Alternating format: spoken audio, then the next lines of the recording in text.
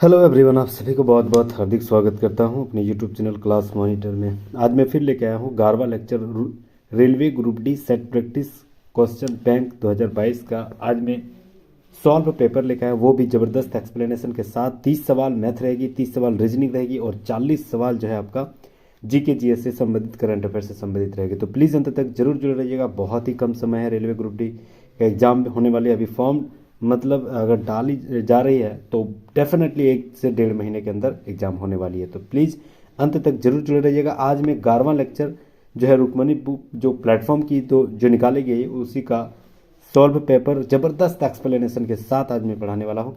तो प्लीज़ अंत तक जरूर जुड़े रहिएगा। नए हैं तो सब्सक्राइब जरूर कर लीजिएगा। इस बुक में सारे 30 सेट है, सारे जो है डिस्कशन के साथ बताएंगे। आज मेरा 11वां लेक्चर है, इससे मैंने 10 लेक्चर ऑलरेडी अपलोड कर दिए हैं, नहीं देखे तो प्लीज़ ज़रूर विजिट कीजिएगा। चलिए बिना देरी की शुरुआत करते हैं। Previous year solve paper railway group D exam. पहला सवाल, सैयद मोदी अंतर्राष्ट्रीय बैडमिंटन टूर्नामेंट 2022 महिला एकल का खिताब किसने जीता था? तो सैयद मोदी जो बैडमिंटन अंतर्राष्ट्रीय बैडमिंटन टूर्नामेंट 2022 का महिला एकल का खिताब कौन जीती थी? तो याद है PV Sindhu. Option number B बिल्कुल राइट आंसर हो जाएगा। ठीक है, पीवी सिंधु। नेक्स्ट हम लोग आते हैं रीजनिंग का। बहुत ही ज़बरदस्त सवाल है। 14 को 203 लिखा, 16 को 264 लिखा, तो 18 को क्या लिखेंगे? बहुत ही ज़बरदस्त सवाल है। देखिए 14 का स्क्वायर होती है 196। कितना घट रहा है? तो याद रखना 7 घट रही है। तो 7 कहाँ से आया? अच्छा 14 का आधा 7 जोड़ देंगे तो याद रखना ये हो गया मेरा 203। ठीक है, उसके बाद 16 का स्क्वायर कितना होता है? तो याद रखना 256 होती है। और 16 का आधा कितना होता है? 8। 8 इसमें जोड़ देंगे तो 264 हो जाएगा। तो 18 का स्क्वायर कितना होती है? तो यार ना 324। और उसका आधा 9, इसमें जोड़ देंगे तो 3 राइट आंसर हो जाएगा। 333। ऑप्शन नंबर सी बिल्कुल राइट आंसर हो जाएगा। नेक्स्ट आते हैं 10 थीटा इजकल टू 4। तो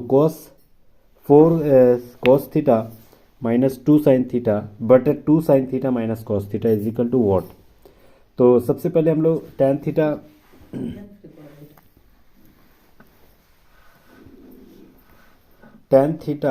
इज इक्वल टू 4, यानी tan theta is equal to 4/1 is equal to sine theta by cos theta लिख सकते हैं ना, क्योंकि tan theta is equal to sine theta बटे कॉस थीटा होती है। ठीक है, अब इसी का हल करेंगे। अगर मान के चलो 4 कॉस थीटा है तो 4 की जगह 4 लिखेंगे। ठीक है, और कॉस थीटा का मान हो जाएगा आपका, कॉस थीटा का मान कितना हो जाएगा? यहाँ साइन कॉस के बराबर क्या है? 1, तो 1 लिखेंगे। ठीक है, प्लस यहाँ प्लस है प्लस 2, फिर 2 लिखेंगे। साइन थीटा का मान कितना है यहाँ पर? साइन थीटा उसके बराबर कितना है? 4, तो यहाँ 4 लिखेंगे डेफिनेटली। वैसे ही फिर नीचे बनने लगा 2 साइन थीटा का मान कितना है? 4, तो यहाँ 4 लिखेंगे। माइनस फिर कॉस थीटा, तो कॉस थीटा का मान इसके सीधे क्या है? 1, तो 1 लिखेंगे। ये हो गया 4 एकम 4 और 4 दूनी 8, तो 8 4 कितना हो गया? 12 नीचे ऊपर में, और ये 4 दूनी 8 और 1 घट गया तो 7, 12/7 बिल्कुल देखा जाए तो option number A right answer हो जाएगा। देखिए 12/7 है। नेक्स्ट हम लोग आते हैं श्वेत प्रकाश का कांच के प्रिज्म में प्रवेश करते ही 7 घटकों में विभाजित होना क्या कहलाता है? बहुत ही जबरदस्त फिजिक्स का। तो यार ना इसे ही प्रकाश का वर्ण विक्षेपण कहा जाता है। ऑप्शन नंबर बी बिल्कुल राइट आंसर हो जाएगा। प्रकाश का वर्ण विक्षेपण इसी को कहा जाता है, जिसमें प्रकाश की किरण का विघटन 7 रंगों में होती हो, और सबसे ऊपर जो होती है रेड होती है, सबसे नीचे भी यानी वॉयलेट यानी बैगनी होती है, वाइट जियोर हम लोग बचपन में पढ़े हुए हैं। ठीक है, तो याद रखना है ये जो होती है, और सब 7 जो होती है वो सारे प्रकाश के वर्ण विक्षेपण के रंग होते हैं। तो ऑप्शन नंबर बी यहाँ राइट आंसर हो जाएगा। नेक्स्ट आते हैं HNO3 + KOH is equal to KNO3 + H2O। ये कौन सी अभिक्रिया है? ये बहुत ही ज़बरदस्त सवाल। देखिए सबसे पहले हमें देखा जाए तो एक सवाल हम लोग पढ़े थे कि जब अम्ल की अभिक्रिया क्षारक से होती है और लवण और जल बनती है तो उसे उदासीनीकरण अभिक्रिया कहा जाता है। ठीक है, उसी को उदासीनीकरण अभिक्रिया कहा जाता है। जैसे पोटेशियम हाइड्रोक्साइड और ये हाइड्रोजन जो है, ये जो दोनों है एक अम्ल है और एक क्षार है। ये एक अम्ल है एक क्षार है। अम्ल और क्षार अगर जुड़ जाता है उत्पाद के रूप में, अभिकारक के रूप में, तो उत्पाद के रूप में क्या आती है? एक लवण होती है, ठीक है, पोटेशियम नाइट्रेट और जल बनती है। तो यानी ये लवण और जल अगर बन जाए उत्पाद के रूप में तो इसे ही उदासीनीकरण अभिक्रिया कहा जाता है। ऑप्शन नंबर सी यहाँ पर बिल्कुल राइट आंसर हो जाएगा, ठीक है। सब बहुत ही जबरदस्त सवाल है केमिस्ट्री का, बहुत ही जबरदस्त सवाल, ठीक है। चलिए नेक्स्ट हम लोग आते हैं।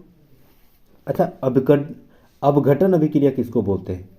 अपघटन अभिक्रिया, खाली ध्यान से सुनिएगा। अपघटन अभिक्रिया में ऊष्मा, प्रकाश या विद्युत के प्रभाव द्वारा दो या दो से अधिक घटकों की किसी रासायनिक में तोड़ा जा रहा है, ठीक है। ऊष्मा, हीट, यहाँ किसी भी, जैसे कैल्शियम कार्बोनेट में ऊष्मा को हम कैल्शियम कार्बोनेट में अगर हम हीट दे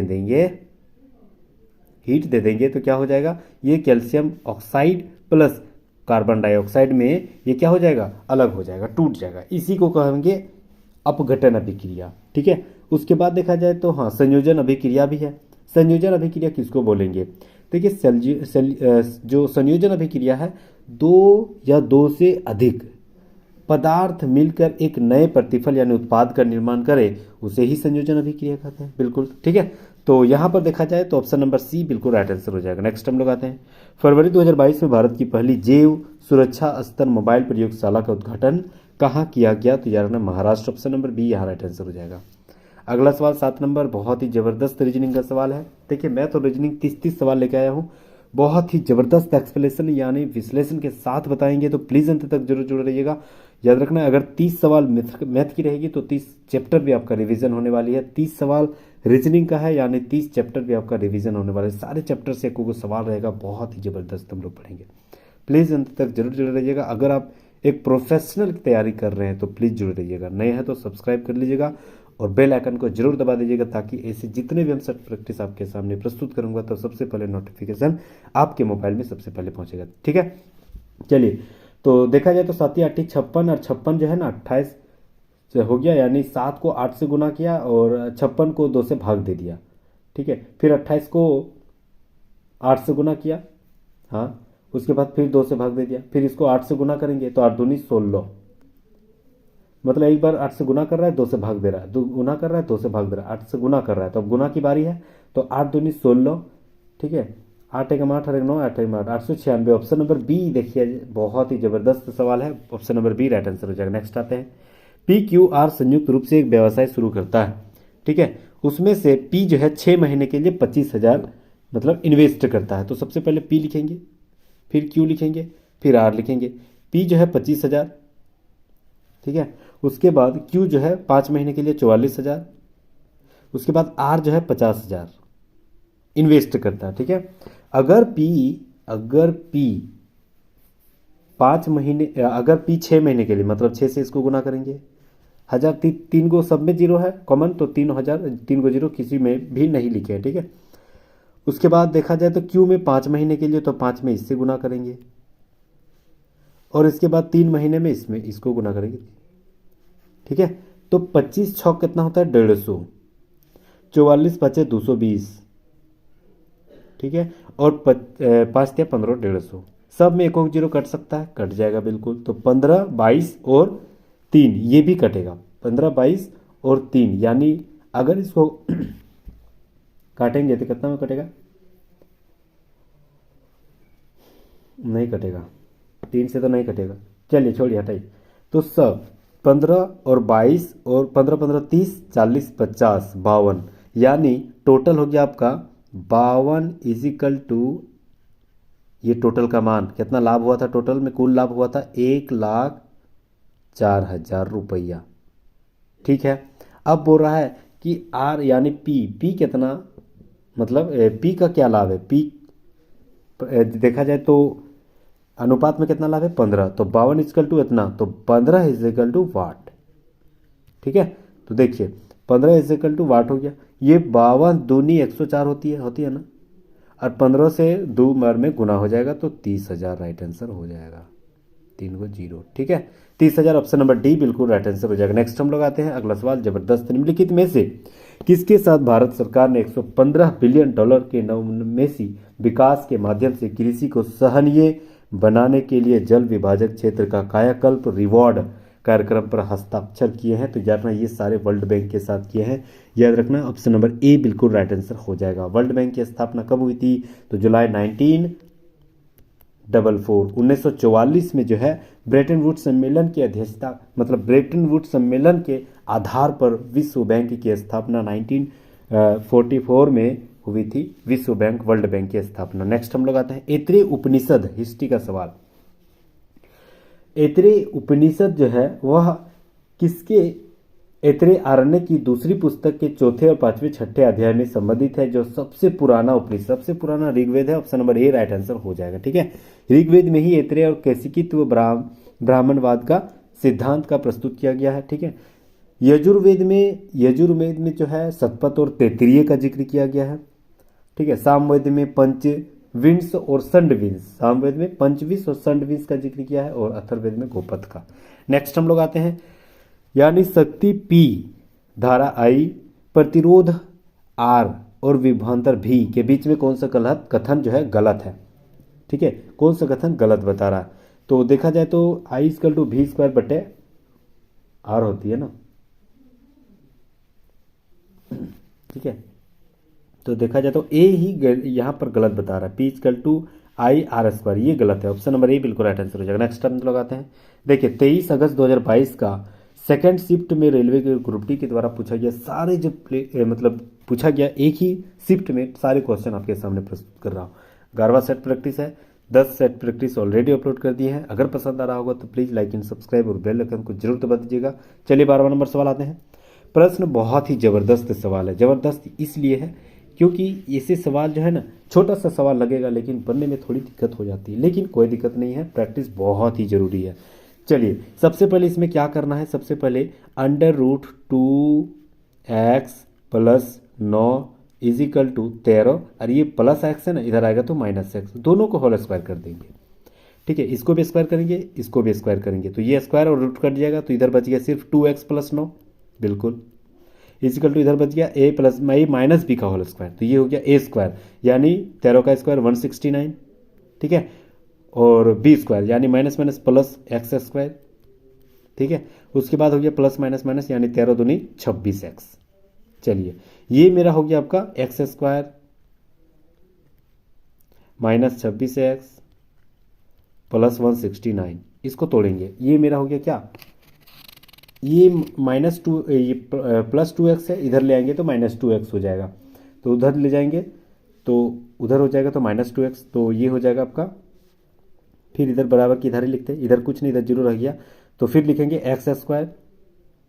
ठीक है, और ये -26x है, ये +2x है, इधर भी आएगा तो -2x हो जाएगा, तो माइनस प्लस यानी -28x हो जाएगा। ठीक है, और ये -9 है, उधर चल जाएगा तो माइनस घट जाएगा, यानी 160 हो जाएगा, तो +160 हो जाएगा। ये मेरा एक द्विघात समीकरण बन गया, x² -28x + 160। चलिए इसी को हम लोग हल करते हैं, x² -28x + 160, तो शुरुआत फर्स्ट और a और b को गुना कर देंगे, तो 160 × 1 तो 160 ही हो जाएगा। तो कितना से गुना करेंगे, तो जिससे 28 आएगा जोड़ने से या घटाने से, तो यार ना 20 × 8, इतना से हम लोग अगर गुना करेंगे तो 160 भी हो जाएगा, और जोड़ेंगे तो 28 बीच वाला भी आ जाएगा। ठीक है, इसी को हल करेंगे तो ये मेरा हो जाएगा -x²। ठीक है, ये माइनस नहीं आगे, x² -20x तोड़ देंगे, -8x + 160। ठीक है, ये दोनों को जोड़ देंगे तो फिर से 28 आ जाएगा। अब ये अगर कॉमन ले लेंगे एगो x, तो दूसरा क्या बचेगा, x -2 20, फिर और को लिख देंगे x -20, और ये क्या बचेगा आपका -8, तब ना 8x 8 दूनी 16 160। ठीक है, तो एगो बचा मेरा x -8 और एगो हुआ x -20, यानी x = बराबर में क्या हो जाएगा 8 8, एगो में राइट आंसर हो जाएगा, और x = 20, तो 8 और 20, ऑप्शन नंबर बी देखिए, बहुत ही जबरदस्त, option number B right answer हो जाएगा 20 और 8। नेक्स्ट हम लोग आते हैं, एक समबाहु त्रिभुज जो है उसका क्षेत्रफल दिया गया, बहुत ही जबरदस्त और विश्लेषण के साथ बता रहे हैं, प्लीज जुड़े रहिएगा। 25√3 जो दिया गया है वह समबाहु त्रिभुज का एक क्षेत्रफल दे दिया, तो समबाहु त्रिभुज का क्षेत्रफल क्या होती है, √3/4a², यही होती है।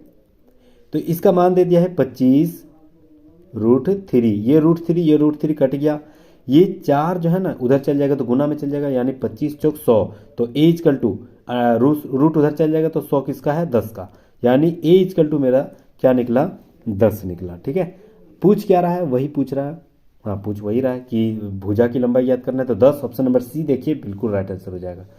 ठीक है, उम्मीद कर रहा हूँ कि रिवीजन भी हो रहा होगा, बहुत सारे कंटेंट। चलिए नेक्स्ट आते हैं 14 नंबर। अनदर शब्द जो है सभी अक्षरों के वर्णानुक्रम के अनुसार व्यवस्थित किया जाए। वर्णानुक्रम यानी A B C D E F, जो आगे है उसी को आगे, जैसे ए सबसे पहले ए है, फिर ई है, फिर एच है, फिर एन ओ आर टी, यही है।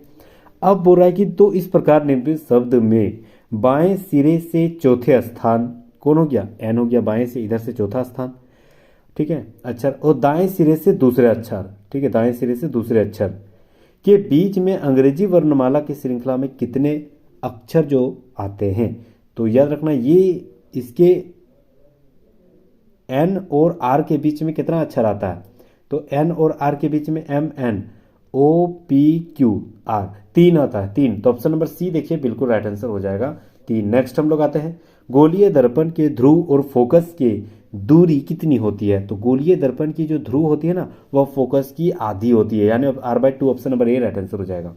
बीड़ी बनाने के लिए किसका उपयोग किया जाता है। तो यार ना बीड़ी बनाने के लिए तेंदू का पत्ता बहुत ज़्यादा उपयोग किया जाता है, झारखंड में बहुत ज़्यादा फेमस है, option number D right answer हो जाएगा। निम्नलिखित में से कौन 7 के दोनों 7 और 11 से विभाज्य है। देखिए 7 गुणनफल उसी से होगा जो इकाई अंक जो है ना, इकाई अंक को दोगुना कर दी जाए और शेष फल से जो शेष बच गया भाग दहाई 1 सैकड़ा हजार उससे घटा के जो देखा जाए, अगर वो 7 से भागफल है तो 7 से कट जाएगा। 11 किससे कटेगा, 11 जो है आपका अल्टरनेट जोड़ेंगे और उसको घटा देंगे, या तो 11 ना चाहिए या 0 दोनों में आ जाए। तो सबसे पहले देखिए यहाँ पर ऑप्शन जो डी है ना वही हमको लग रहा है आंसर होगा। देखते हैं पहले 25 34, ठीक है इसको कैसे हल करें, पहले हम करें 7 से कटेबल, कैसे करेंगे, जो इकाई अंक है उसको गुना कर देंगे 2 गुना, ये हो गया 8, बाकी कितना है 253, 253 में 8 घटा देंगे तो कितना हो गया 245। क्या ये 7 से कटेबल है, देखते हैं 7 एकम 7, 7 21 और 7 5 35, यानी ये कटेबल है। 7 तो कट जा रहा है, 11 कटता है, तो देखते हैं सबसे पहले अल्टरनेट जोड़ेंगे, 3 और 2 5 हो गया, और ये हो गया आपका 5 और 4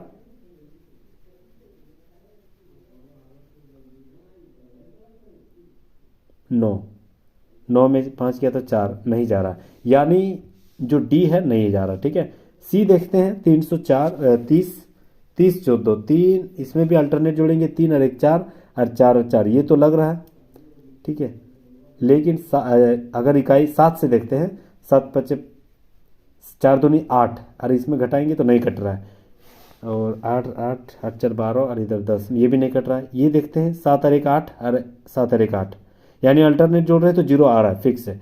उसके बाद अगर 1 को गुना करेंगे 2 से तो 2 और इधर 2 घटा देंगे, अगर मान के चलिए तो 100 हो जाएगा 75, 175 7 से कट रहा है, 7 दूनी 14 7 5 35, ऑप्शन नंबर ए बिल्कुल राइट आंसर हो जाएगा, दोनों से कट जा रहा है। नेक्स्ट हम लोग आते हैं, एक उत्तल लेंस वस्तु के आकार के दोगुने आकार का वास्तविक और उल्टा प्रतिबिंब बना रहा है। अगर वास्तविक और उल्टा प्रतिबिंब बना रहा है तो याद रखना उसकी लेंस जो है वह उल्टा, यानी जस्ट उसकी क्या हो जाएगा, वह जो उल्टा अगर बना रहा है यानी उसका वास्तविक बना रहा है और वो भी दोगुना बना रहा है।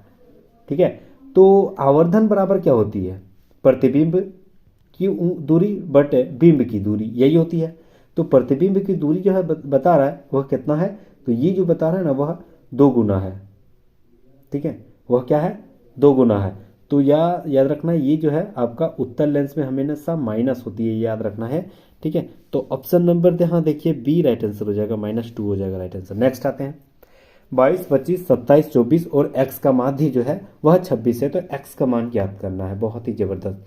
देखिए माध्य बराबर क्या होती है, सबको जोड़ देंगे और सब जितना संख्या उतना से घटा मतलब भाग दे देंगे, सबको जितना भी संख्या उसको जोड़ देंगे तो कितना हो जाएगा 22 और 25 27 और 24 सबको जोड़ेंगे तो 98, और x भी बच गया तो 98 प्लस x हो जाएगा।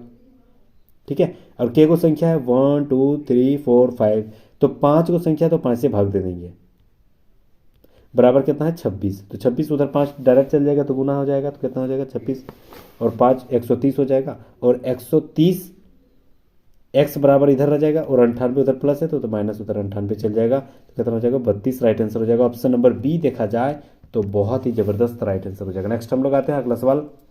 चलिए, कितने लोग लैपटॉप टेलीविज़न दोनों उपयोग करते हैं? कितने लोग जो है लैपटॉप और टेलीविज़न दोनों उपयोग करते हैं? सबसे पहले देखिए, लैपटॉप ये वाला गोल चक्री है और टेलीविज़न ये वाला, ये दोनों में कौन कौन आता है? एक तो 19 आता है, एक तो 23 आता है। 33 नहीं आता है क्योंकि ये स्मार्टफोन के गोल घेरे में आ जा रहा है। ठीक है, तो 19 और 23 जोड़ देंगे तो कितना हो जा रहा है 42। Option number C right answer हो जाएगा। चलिए नेक्स्ट हम लोग आते हैं अगला सवाल। हाँ, जबरदस्त मैथ का बहुत ही जबरदस्त ऐसे रूट सवाल जो है, बहुत ही बेसिक सवाल है। देखिए 729 किसका स्क्वायर है? 27 का। प्लस 1681 किसका स्क्वायर है? 41 का। देखिए स्क्वायर और क्यूब जो है ना, कम से कम 20 तक हमेशा जहन में याद रखना, तभी जो है ना मिनटों में और सेकंडों में जो मैथ है वह हल होगी। 576 किसका स्क्वायर है? तो यह ना 24 का स्क्वायर है। माइनस 1849 है ना, वह 43 का स्क्वायर है। सबको जोड़ देंगे जो 4 7 4 11 1 12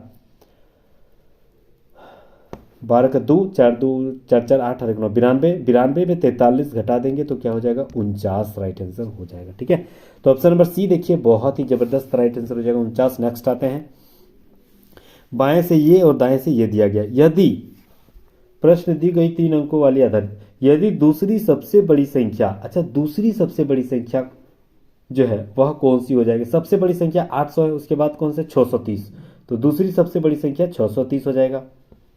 उसके बाद बोल रहा है कि तीसरे अंक क्यों सबसे छोटी संख्या, तीसरे अंक को सबसे छोटी संख्या, तो सबसे छोटी संख्या यहाँ क्या हो जाएगा 235, वही हो जाएगा। ठीक है, 235 हो गया। को एक दूसरे के अंक में जोड़ देते हैं, है ना, तो अगर हम जोड़ देंगे तीसरे अंक का सबसे छोटी, तीसरे अंक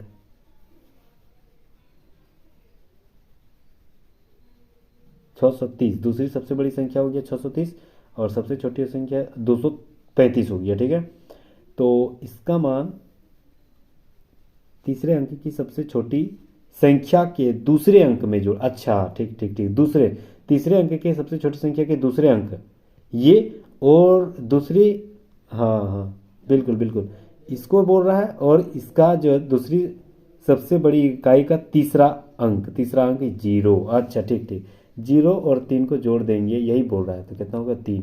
ऑप्शन नंबर बी बिल्कुल राइट आंसर हो जाएगा। ठीक है, नेक्स्ट हम लोग आते हैं 10 जनवरी 2006 को सप्ताह का कौन सा दिन था? देखिए बहुत ही एकदम माइंड सेट रखिएगा और स्थिर बनाए रखिएगा, ये सारे जो है रिवीजन के तौर पर है। सबसे पहले इसे कैसे बनाएंगे? सबसे पहले हमें 2000 लिखेंगे क्योंकि 2000 साल जो है एक, ठीक है, एक साल में लीप वर्ष भी है, और देखा जाए तो 2000 को सबसे पहले हम लोग समाप्त करेंगे। तो 2000 में ना कोई भी अभिष्ट संख्या नहीं होगी, ठीक है, विषम दिन नहीं होगा, यानी ये मेरा 0 हो गया, कोड मेरा 0 हो गया। बच गया कितना 2006, तो 2006 को 6 लेंगे नहीं, क्योंकि 2006 कहाँ खत्म हुआ? ये तो 10 जनवरी की शुरुआत हुई, तो 5 तक तो खत्म हो गया, तो 5 साल तक बिल्कुल ले लेंगे। इसमें एक लीप वर्ष हो गया था, तो यानी 6 इसमें हो गया, तो 7 से भाग देंगे तो 7 से भाग लगेगा नहीं, तो ये भी एक कोड मेरा हो गया। चलिए अगला, उसके बाद जनवरी से शुरुआत कर रहे हैं तो बिल्कुल डायरेक्ट 10 जनवरी तक ही दिया गया है। ठीक है, तो 10 जनवरी को विषम दिन कितना हो गया? सप्ताह से भाग देंगे तो 7 एकम 7, विषम दिन हो गया 3।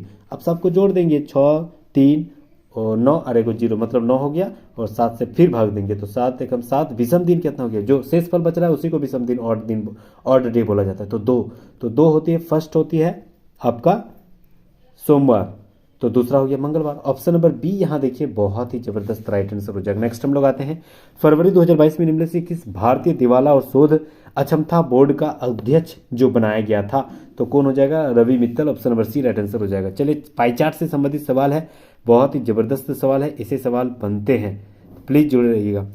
2018 से 2020 तक बेचे गए इरेजर बॉक्सों की संख्या में लगभग कितने प्रतिशत की वृद्धि हुई है? चलिए 2018 में कितना है? 35, और 2020 में कितना है? 55। कितना का जो डिफरेंस है वो बता रहा है 20 का, तो 20 ऊपर में लिखेंगे, परसेंटेज यानी लाभ हो रही है, लाभ नीचे हमेशा लाभ में छोटी संख्या होती है, तो 55 और 35 दोनों में छोटी संख्या कौन है 35, तो 35 नीचे लिखेंगे परसेंटेज के लिए 100। ठीक है, तो यानी 2000/35, तो ये 5 चौक 20, 5 7 35, तो ये हो गया आपका टोटल कितना हो जाएगा 5 7 35 5 चौक 20, हाँ 400/7 हो जाएगा, 400/7, तो 7 5 35, 7 5 35 और 50 7 7 7 5 35 7 7 49, लगभग 57%, मतलब राउंड फिगर में आंसर दिया है, तो ऑप्शन नंबर सी बिल्कुल राइट आंसर हो जाएगा। नेक्स्ट हम लोग आते हैं। ठीक है, चलिए रीजनिंग का बहुत ही जबरदस्त सवाल। 20 को 42 कहा, 25 को 52 कहा, तो 18 को क्या बोलेंगे? देखिए सबसे पहले हम लोग क्या करेंगे, 20 का 42 से क्या रिलेटेड है, गुना करो, भागा करो, स्क्वायर करो, क्यूब करो, किसी भी हाल में हमको ये दोनों का रिलेट हमें ढूंढना है। ठीक है, तो सबसे पहले हम लोग क्या करेंगे, इसको ना 20 को दोगुना करेंगे तो कितना हो जाएगा, 20 दूनी 40, हाँ आसपास भी जा रहे हैं, मतलब 2 और जुट रहा है, 25 दूनी 50 और 2 जुट रहा है, बस वही तो आ गया। 18 दूनी 36 से और 2 जोड़ देंगे 38, option number A right answer है। बहुत ईजी है। अगला सवाल, ठीक है, देखिए ऐसे अगर सवाल रहेगा और आंसर भी आपको दिया रहेगा बिना पॉइंट वाला, तो सबसे पहले हम लोग राउंड फिगर ही मानना है, ये हमेशा याद रखना। ठीक है, तो राउंड फिगर मानेंगे, ये 11 है और 0.99 है, यानी इसको 12 मान लेंगे, भागा ये 2 के बाद 2 2 0 0 है, तो यानी इसको 2 ही मान लेते हैं। उसके बाद गुना, ये 3 के बाद 9 है, यानी 4 मान लेते हैं राउंड फिगर, प्लस ये 15 मान लेते हैं, माइनस 10 मान लेते हैं। ठीक है, तो सबसे पहले हम लोग क्या करेंगे, भागा, यानी इसको भाग देंगे, तो 6 6 चौक 24, 24 और 15 जोड़ देंगे तो कितना हो जाएगा, 39 में 10 घटा देंगे तो 29, ऑप्शन नंबर बी देखिए बहुत ही इजी राइट आंसर हो जा रहा है। तो प्लीज मतलब जो है आप ऐसे कॉन्स्टेंट रख के जो बनाइएगा ना, बहुत ईजी, आप आंसर देख के यहाँ बना सकते हैं, बहुत ईजी सवाल। ठीक है, चलिए नेक्स्ट हम लोग आते हैं। मार्च 2021 तक पवन ऊर्जा में भारत का स्थान क्या था पूरे वर्ल्ड में, मार्च 2021 तक, तो ऑप्शन नंबर सी चौथा स्थान। नेक्स्ट आते हैं, मेथेनोइक अम्ल किस में पाया जाता है, बहुत ही इजी सवाल केमिस्ट्री का। मेथेनोइक अम्ल जो है वह बिच्छू के डंक में पाया जाता है, बिच्छू के बुट्टी में पाया जाता है। ठीक है, मेथेनोइक अम्ल। ठीक है, तो ऑप्शन नंबर डी।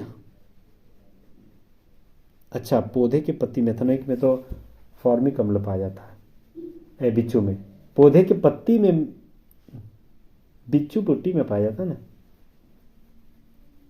हाँ चलिए, तो पौधे का एक जो बिच्छू बुट्टी एक पत्ती है, इसी में पाया जाता है क्या, मेथेनोइक अम्ल। ठीक है, मेथेनोइक अम्ल। टमाटर में क्या पाया जाता है, ऑक्जेलिक अम्ल। इमली में टार्टरिक अम्ल। संतरा में साइट्रिक अम्ल। ठीक है, चलिए नेक्स्ट आते हैं। समांतर क्रम संयोजन में संयोजित कई प्रतिरोधों में के लिए इनमें से क्या कथन सत्य है, बहुत ही जबरदस्त सवाल। सबसे पहले बोल रहा है कि समांतर क्रम संयोजन में जो कई प्रतिरोध जो आते हैं उसमें क्या सही बता रहा है, तो हाँ देखा जाए तो सबसे पहले बता रहे सभी प्रतिरोध को दिए गए बिंदुओं के बीच में संयोजित किया जाता है, सही है, ये तो सही बता रहा। दूसरा बोल रहा है कि परिपथ का तुल्य जो है प्रतिरोध बेष्टि प्रतिरोध से अधिक होती है, ये भी सही है। दूसरा नहीं नहीं, बेष्टि से अधिक नहीं होती, ये गलत बता रहा है, सॉरी, बेष्टि से अधिक नहीं होती है, तो समान भी होती है या कम होती है। ठीक है, तीसरा होती है प्रत्येक प्रतिरोध के टर्मिनलों के बीच विभवांतर समान, हाँ ये सही है। तो 1 और 3 कहाँ है, ऑप्शन बी राइट आंसर हो जाएगा। नेक्स्ट आते हैं, चलिए अगला सवाल। कूट भाषा मंडे को ZBEOPN कहा, मार्च को IDSBN कहा, तो अप्रैल को क्या बोला जाएगा, जबरदस्त सवाल है। सबसे पहले लिखेंगे मंडे, एगो तो कम से कम इसे हल करना ही पड़ेगा। ठीक है, काहे कि ये जो कूट जिक्र किया है वो पता ही नहीं चलेगा। उसके बाद बोला गया ZNEOPN।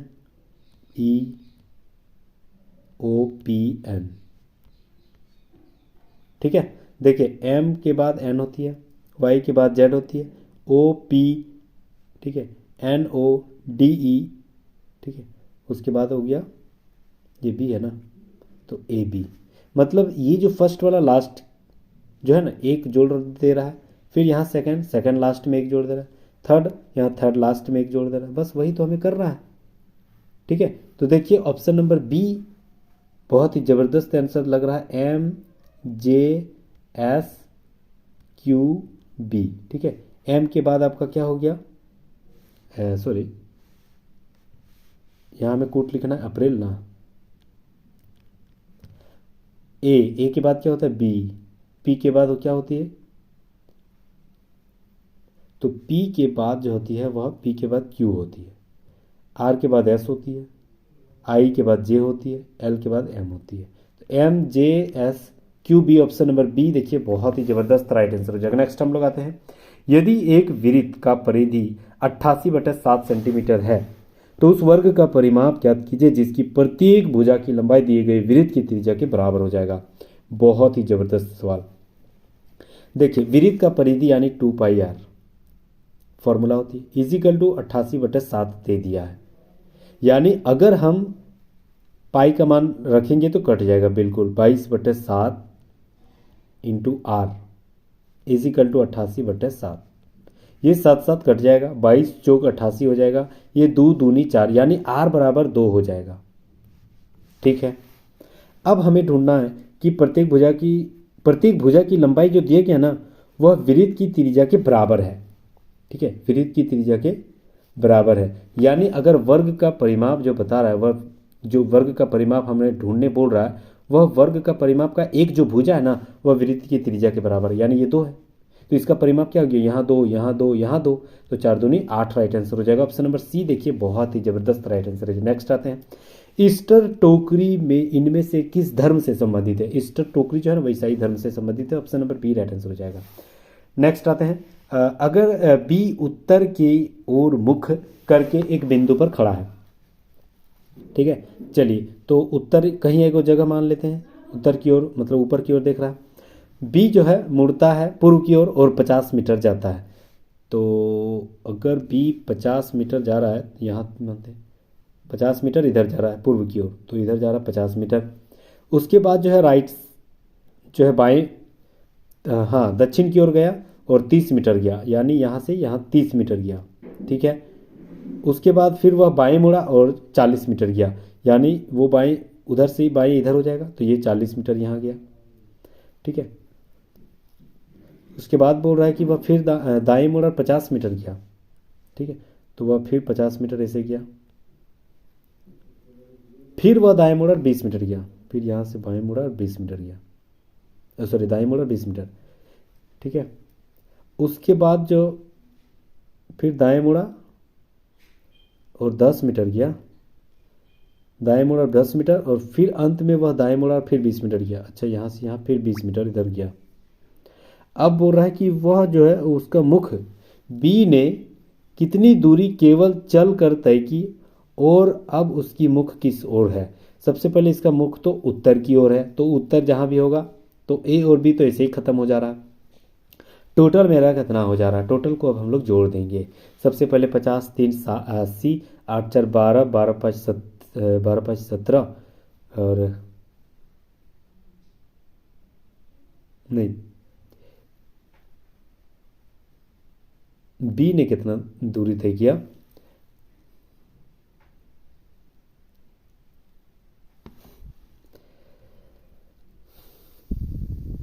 अगर 30 स्पष्ट है यहाँ पर देखा जाए तो बी जो है कुल एक बार 30 किलोमीटर इधर से गया अगर शॉर्टकट में देखेंगे। ठीक है, उसके बाद एक बार 10 अगर शॉर्टकट में देखेंगे तो हाँ, तो 20 10 और 30 हो जाएगा, 20 10 और 30, तो ऑप्शन नंबर डी देखिए, option number D right answer हो जाएगा। ठीक है, 30 मीटर उत्तर की ओर गया। नेक्स्ट आते हैं, एक लेंस का उत्पन्न आवर्धन 1/2 है तो उसका प्रतिबिंब की प्रकृति और तुलनात्मक आकार जो है वह कैसी हो जाएगी। तो देखिए आवर्धन क्षमता बराबर क्या होती है, प्रतिबिंब की दूरी बटे बिंब की दूरी यानी वस्तु की दूरी। ठीक है, तो प्रतिबिंब की दूरी कितना है, 1 बटे आवर्धन क्षमता ही 1/2 है, तो आवर्धन क्षमता अगर 2 है यानी उसका जस्ट आधा है ना, तो प्रतिबिंब की वस्तु से आधा बन जाएगा। अगर आधा बन रहा है तो ये जो है एक आभासी बनेगा, ये तो तय है। तो ऑप्शन नंबर हाँ, ये सीधा भी बनेगा, छोटा आधा आधा है मतलब छोटा ही बनेगा, तो सीधा बनेगा, ये हमेशा याद रखना, और आभासी भी बनेगा। तो ऑप्शन नंबर डी ऑप्शन में ही एक है जिसमें आभासी बन रहा है और छोटा बन रहा है। ठीक है, तो option number D right answer हो जाएगा। नेक्स्ट हम लोग आते हैं, एक गोले का पृष्ठ क्षेत्रफल 36 पाई है, गोले का वक्र पृष्ठ क्षेत्रफल क्या होती है, 4πr², याद रखना 4πr² इजिकल टू इसका मान दे दिया 36 पाई, तो क्यों ना पाई हम लोग तोड़ देते हैं। ठीक है, ये 4 9 36 और r² यानी r9 किसका है, 3 का, तो r इजिकल टू 3 हो गया, गोले की त्रिज्या क्या है 3, तो ऑप्शन नंबर 3 राइट आंसर हो जाएगा। नेक्स्ट हम लोग आते हैं, option number D right answer हो जाएगा। नेक्स्ट आते हैं, 3 अंकों वाली ऐसी संख्याओं की कुल संख्या कितनी है जो 2 या 5 से विभाज्य है। देखिए 5 से उसी को विभाज्य होगा, या तो इकाई अंक 0 होना चाहिए या 5 होनी चाहिए। तो सब में 0 या 5 है तो मतलब फिक्स है, सबको कटेगा। उसके बाद 2 भी दे दिया, यानी 2 अगर कट रहा है तो यानी अंत में जो है एक सम संख्या होनी चाहिए, यानी अगर सी देखा जाए तो यहाँ पहला ही गलत हो जा रहा है। ठीक है, तो 2 और 5 से कौन कटेबल है? तो सबसे पहले देखा जाए तो 3 अंकों वाली ऐसी कुल संख्या, तो 3 अंकों वाली सबसे छोटी संख्या कितना है? 100। ठीक है, उसके बाद कितना हो जाएगा? और वो भी बोल रहा है कि 2 और 5 से कटना चाहिए, यानी 102 कटेगा, कटेगा ना 102। और 2 या 5 से कटना चाहिए। अच्छा, या बोल दिया, यानी सी अभी हम काट नहीं सकते हैं क्योंकि वो 5 से कट रहा था, ये 5 से जो है ना वह कट रहा था, तो ये हम काट नहीं सकते अभी। 105 हो गया। फिर अगर देखा जाए तो 104 भी 2 से कटता है। ठीक है, और लास्ट में क्या हो जाएगा? 3 अंकों वाली संख्या, तो लास्ट 3 अंकों वाली संख्या 999 है। तो लास्ट मतलब सबसे बड़ी 3 अंकों की संख्या 999, तो 999 ना तो 5 से कटता ना ही 2 से, तो 998 हो जाएगा लास्ट सबसे बड़ी संख्या, जो कि 2 या 5 से कटेबल है। ठीक है, चलिए अब यहाँ पर पदों की संख्या हमें ज्ञात करना है। पदों की संख्या कैसे ज्ञात करेंगे? सबसे बड़ी संख्या कितना है? 998। सबसे छोटी संख्या कितना है? 1। यही होती है ना, तो सबसे बड़ी संख्या को सबसे छोटी संख्या से हम लोग घटा देंगे, कितना हो जाएगा? 898। और इसी को 2 से भाग दे देना है, कितना हो जाएगा? 449, यही होगा ना, और 1 जोड़ देंगे, 450 राइट आंसर हो जाएगा। ठीक है, तो 450 यहाँ पर देखा जाए कहाँ है?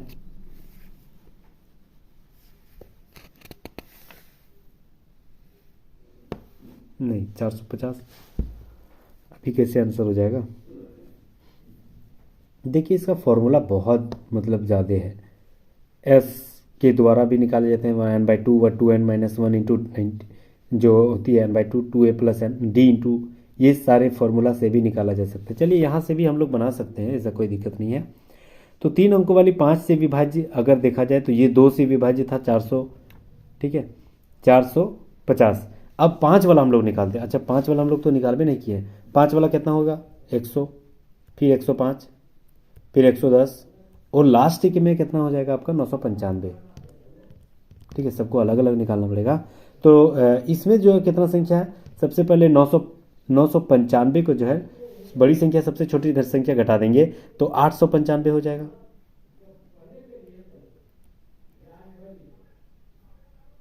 ठीक है, 895 हो जाएगा। इसको 5 से भागा दे देंगे। ठीक है, 5 से कटेबल होना चाहिए, यानी 5 से भागा दे देंगे।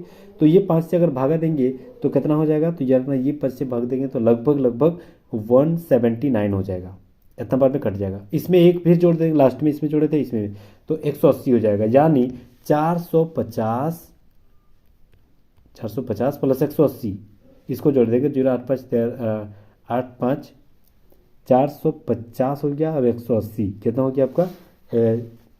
8 5 13 के 3 हाथों बचा 1, और 4 और 5 और 6 630। और इसमें से जो है ना 3 अंकों वाली जो 2 और 5 से विभाज्य है, यानी 90 से हमें घटाना पड़ेगा, ये हमेशा याद रखना।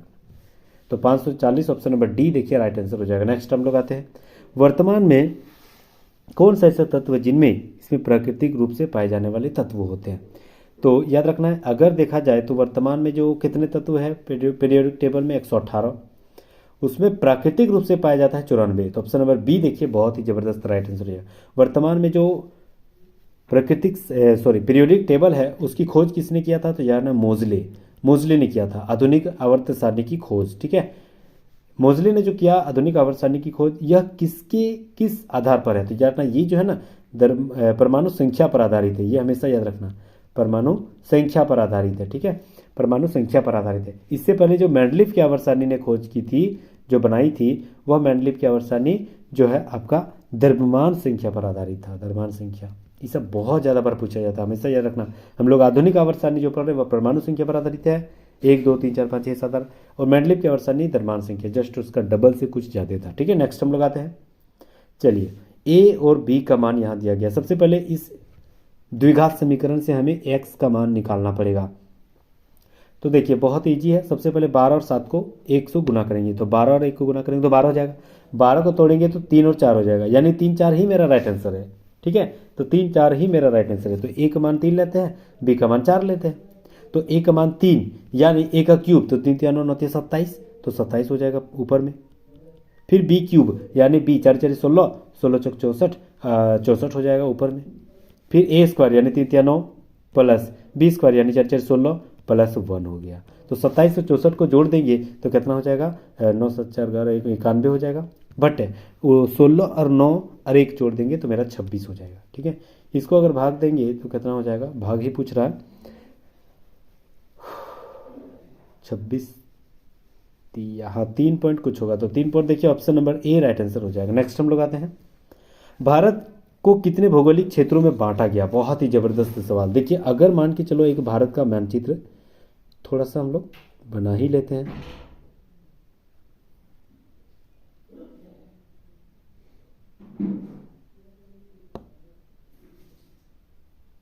ठीक है, चलिए जैसा भी बना होगा। सबसे पहले ये अगर भारत का मानचित्र है तो इसे कितना भागों में बांटा गया है, तो याद रखना ये ना 6 भागों में बांटा गया है। ठीक है, तो भागों में अगर 6 में बांटा गया तो जहन में याद रखना 6 भागों में बांटा गया पूरा भारत को भौगोलिक क्षेत्र के आधार पर। तो सबसे पहले किस आधार पर, तो उत्तर की ओर से देख रहे हैं, तो उत्तर भारत का पर्वतीय मैदान जो पर्वतीय भाग है ये जो है ना हिमालय क्षेत्र, इसको एक भाग में बांटा गया। ठीक है, उसके बाद जो है उत्तर भारतीय मैदान मतलब ये जो है समतलीय मैदान जो नदीय क्षेत्र गंगा नदी तट के हैं, ये दूसरा भाग में बांटा गया। ठीक है, उसके बाद जो है राजस्थान क्षेत्र में और गुजरात उत्तरी गुजरात में ये जो है ना आपका जो मरुस्थलीय क्षेत्र है ये तीन भाग में बांटा गया।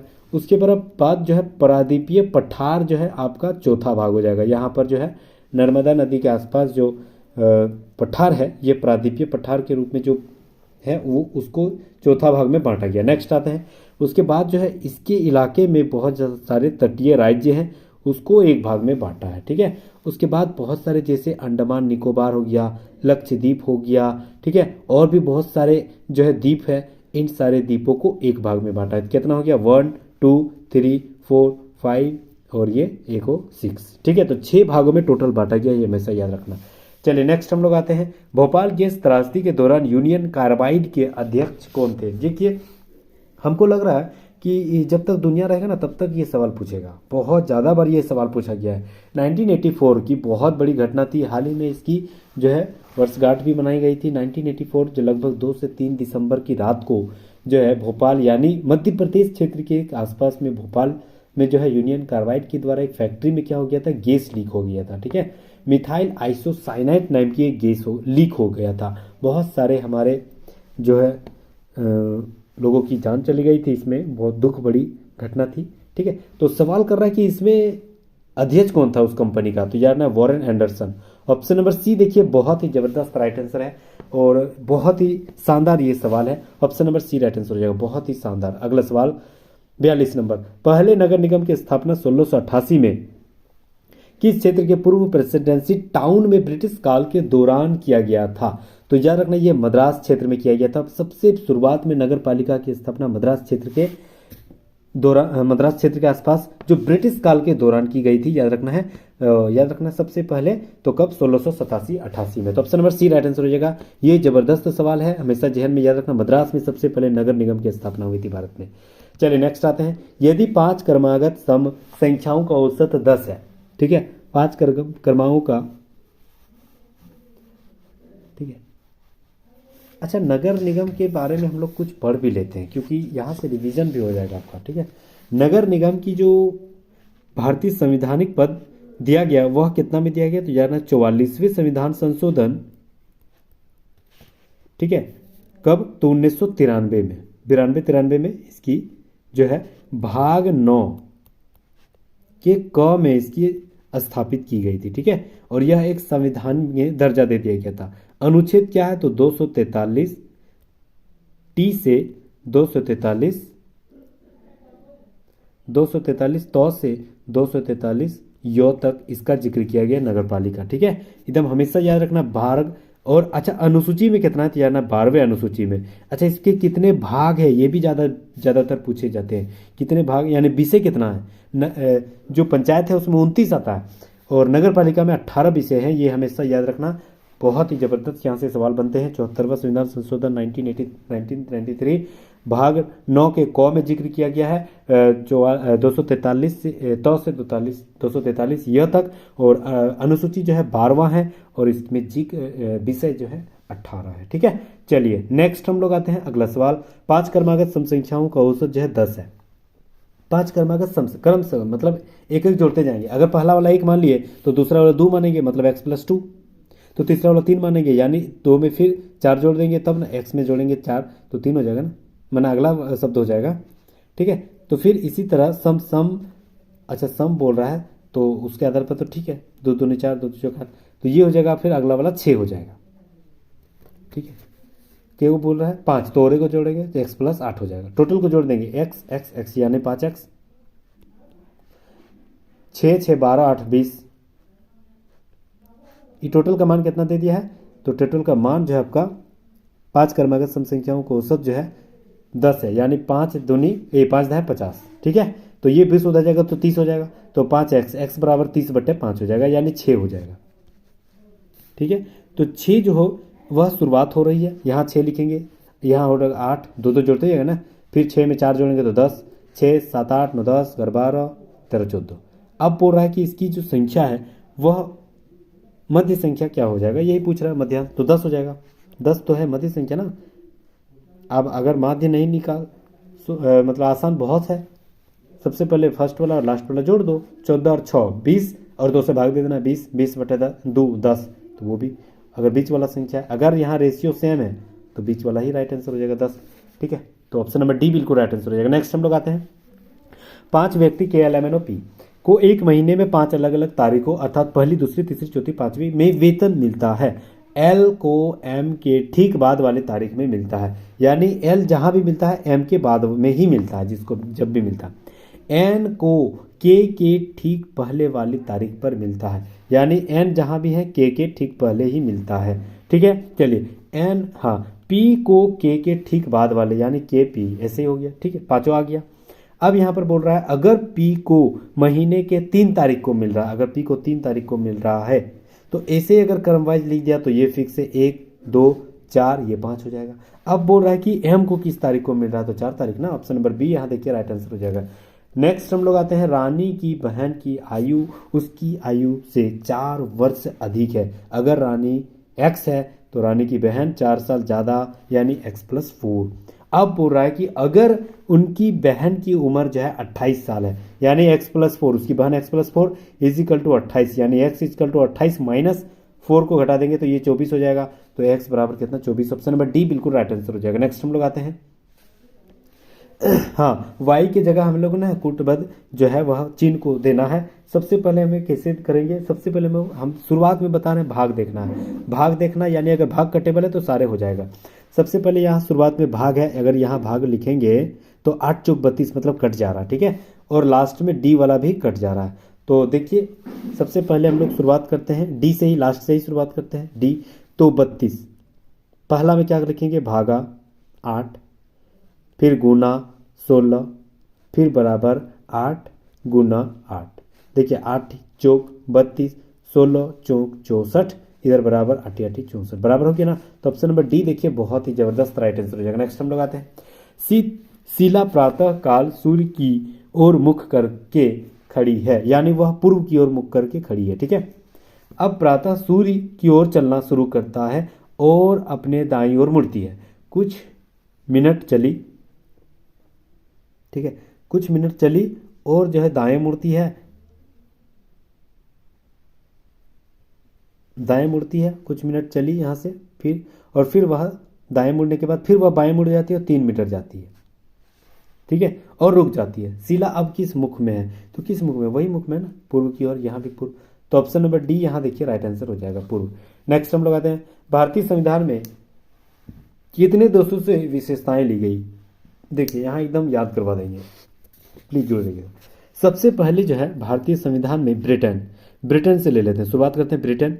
ठीक है, ब्रिटेन से क्या क्या लिया गया है, संसदीय प्रणाली जो है आपका भारत में ब्रिटेन से लिया गया, ये बहुत ज़्यादा बार पूछा जाता है, संसदीय प्रणाली। उसके बाद विधि का शासन, ठीक है, विधि का शासन, ये जो है ना वह ब्रिटिश से लिया गया। ठीक है, चलिए ब्रिटिश खत्म, संसदीय विशेषाधिकार, संसदीय प्रणाली, विधि का शासन, ये सारे ब्रिटिश से लिया गया। अमेरिका आते हैं, यूएसए, ठीक है, अमेरिका लिख देते हैं।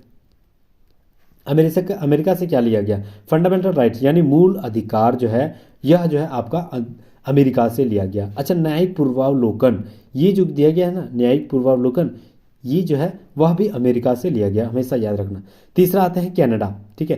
कनाडा से क्या क्या लिया गया है, याद रखना है। जो अवशिष्ट शक्तियों, जो केंद्र के पास कुछ एक्स्ट्रा शक्ति रहती है ना, वो लिया जाता है। और राज्यपाल की नियुक्ति, ये गवर्नर जो होती है ना, इसकी नियुक्ति बहुत ज़्यादा बार पूछा जाता है, कनाडा से लिया गया, हमेशा याद रखना। राज्यपाल की नियुक्ति कनाडा से लिया गया। अगला सवाल आते हैं आयरलैंड। आयरलैंड से क्या लिया गया? जो राज्य के नीति निदेशक तत्व है, यह जो है ना आपका, वह आयरलैंड से लिया गया, नीति निदेशक तत्व, ठीक है। आयरलैंड से निदेशक जो तत्व है वह आयरलैंड से लिया गया। और राष्ट्रपति का निर्वाचन प्रक्रिया, ये हमेशा याद रखना। प्रेसिडेंट की जो इलेक्शन होती है, जैसे आम आदमी तो डायरेक्ट नहीं है, तो अप्रत्यक्ष रूप से इलेक्शन होती है, यह जो प्रक्रिया है वह आयरलैंड से लिया गया है, याद रखना। चलिए अगला आते हैं दक्षिण Africa, south Africa. South Africa से क्या क्या लिया गया, तो याद रखना, साउथ अफ्रीका से जो है ना, वह संविधान संशोधन, जो 368 में संविधान संशोधन, अनुच्छेद 368, इसमें जो संविधान संशोधन दिया गया है, वह लिया गया संविधान संशोधन कहाँ से, तो याद रखना है साउथ अफ्रीका। बहुत ज़्यादा बार पूछा जाता है ये हमेशा, ठीक है, याद रखना है साउथ अफ्रीका। उसके बाद राज्यसभा की सदस्यों की जो निर्वाचन प्रक्रिया है, वो भी साउथ अफ्रीका से लिया गया, याद रखना है। राज्यसभा के सदस्य जो है, उसकी निर्वाचन इलेक्शन जो होती है, वो जो है साउथ अफ्रीका से लिया गया, ठीक है। अगला आते हैं फ्रांस। फ्रांस से हमें क्या मिला है, तो जानना है। फ्रांस के जो नेपोलियन बोनापार्ट के द्वारा जो आंदोलन किया गया था, जो स्वतंत्रता, समानता और बंधुत्व, ठीक है, और गणतंत्र, ये सारे जो फ्रांस से लिया गया। कहाँ से, तो याद रखना, ये जो है ना आपका फ्रांस से लिया गया। कौन सी? स्वतंत्रता, समानता और बंधुत्व, ठीक है। उसके बाद गणतंत्र, ये जो है ना सारे फ्रांस से लिया गया। उम्मीद कर रहा हूँ याद भी हो रहा होगा। अगला आते हैं ऑस्ट्रेलिया। ऑस्ट्रेलिया से क्या लिया गया है? समवर्ती सूची। समवर्ती सूची, सूची जो है 3 प्रकार के होते हैं ना, एक केंद्र सूची, एक राज्य सूची, एक समवर्ती सूची, ठीक है। तो केंद्र सूची, सिर्फ केंद्र सूची किसको बोलेंगे? वो सारे कानून जो केंद्र बनाएगा। राज्य सूची किसको बोलेंगे? वो सारे कानून जो राज्य सरकार बनाएगी। समवर्ती सूची, कॉन्क्रीट जो लिस्ट है, वह किसको बोलेंगे? तो याद रखना, ये जो होती है वह केंद्र और राज्य मिलकर बनाते हैं। वो सारे जो है ना ऑस्ट्रेलिया से लिया गया है, इंपॉर्टेंट याद रखना है, ठीक है।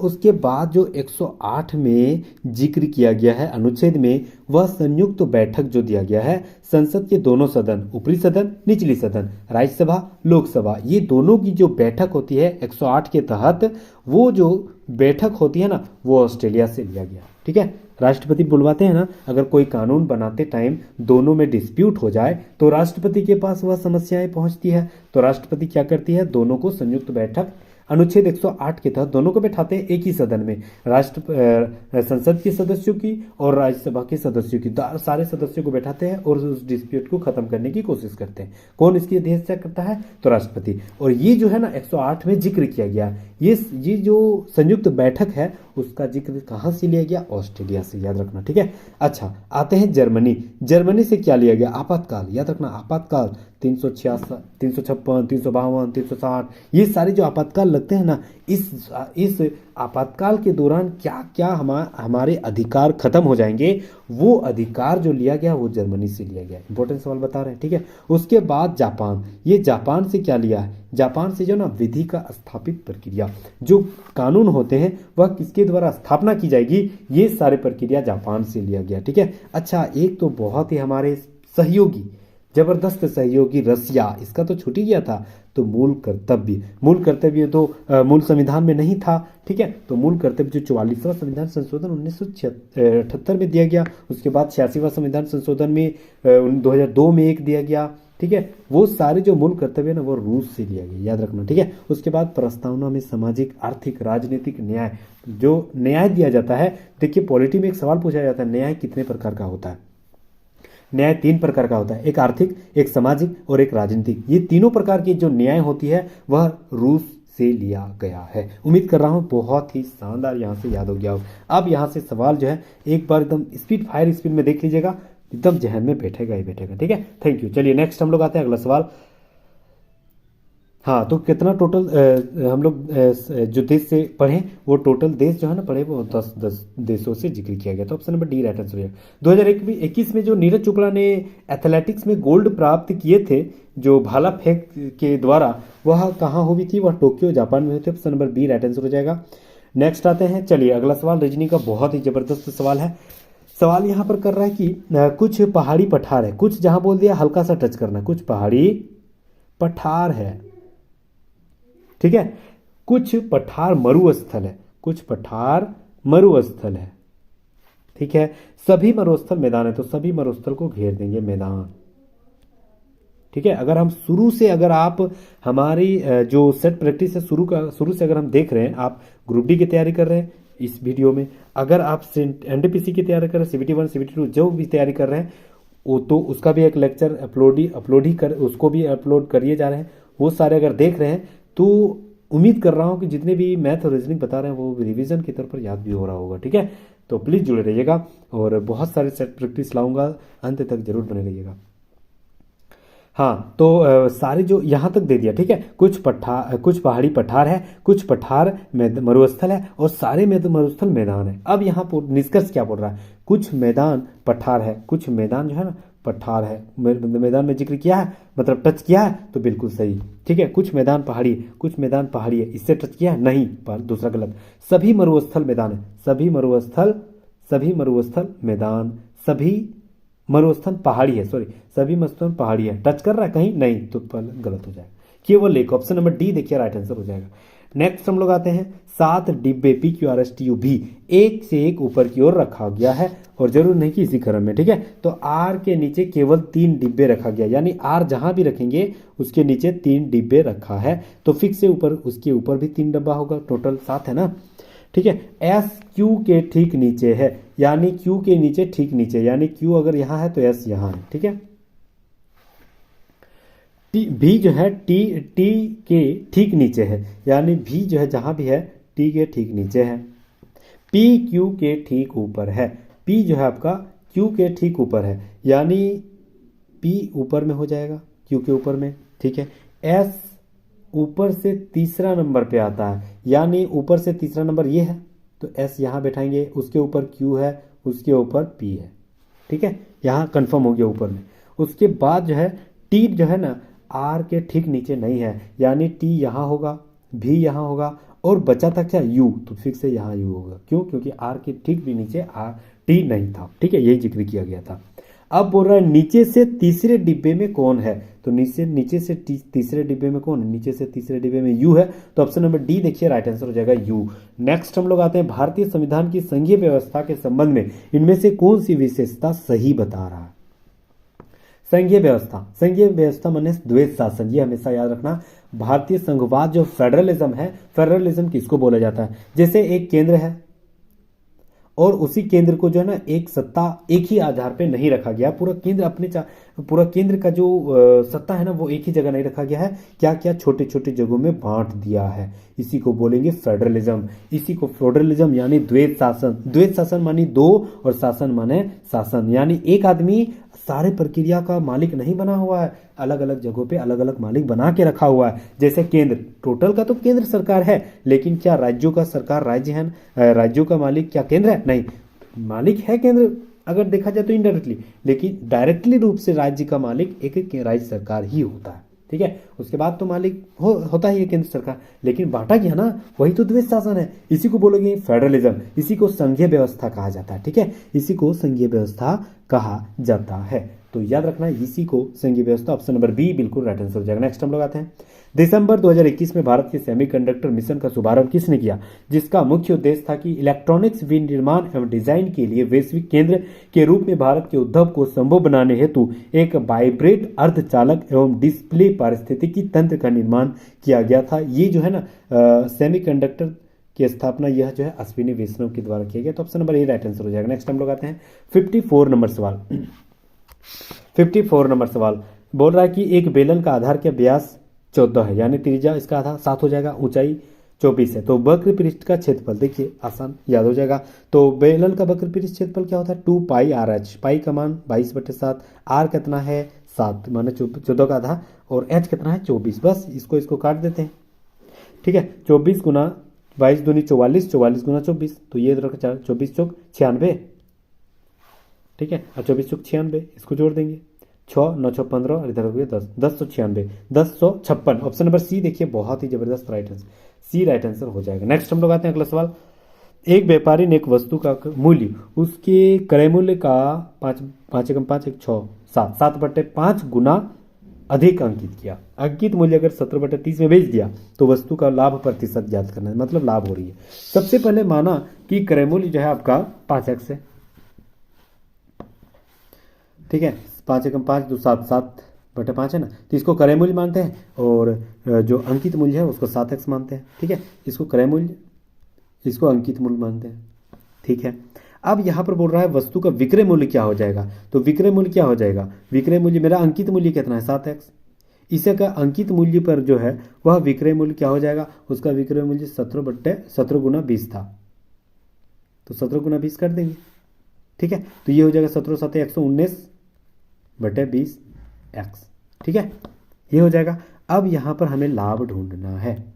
लाभ बराबर क्या होती है, विक्रय मूल्य माइनस क्रय मूल्य। तो विक्रय मूल्य मेरा कितना था अभी बताएं, 119/20, 119x/20, और लाभ जो क्रय मूल्य क्या था, तो क्रय मूल्य हम किसको माने थे 5x ना, तो 5x से घटा देंगे, यहाँ कुछ नहीं थे एक, तो इसको मानेंगे 20, 119 अरे 120 5 100 यानी 19x, 119 में 100 घट जाएगा तो 19x, ये मेरा लाभ हुआ। अब लाभ प्रतिशत ज्ञात करना है, तो लाभ प्रतिशत बराबर लाभ 119x/20 बटे लाभ मतलब छोटी संख्या यानी क्रय मूल्य कितना था 5x, परसेंटेज के लिए 100। ये 20 को डायरेक्ट यहाँ लिखते हैं नीचे, ये 20 कट जाएगा यहाँ से, तो 20 चौक 100, सॉरी 20 5 100, ये 5 5 कट गया।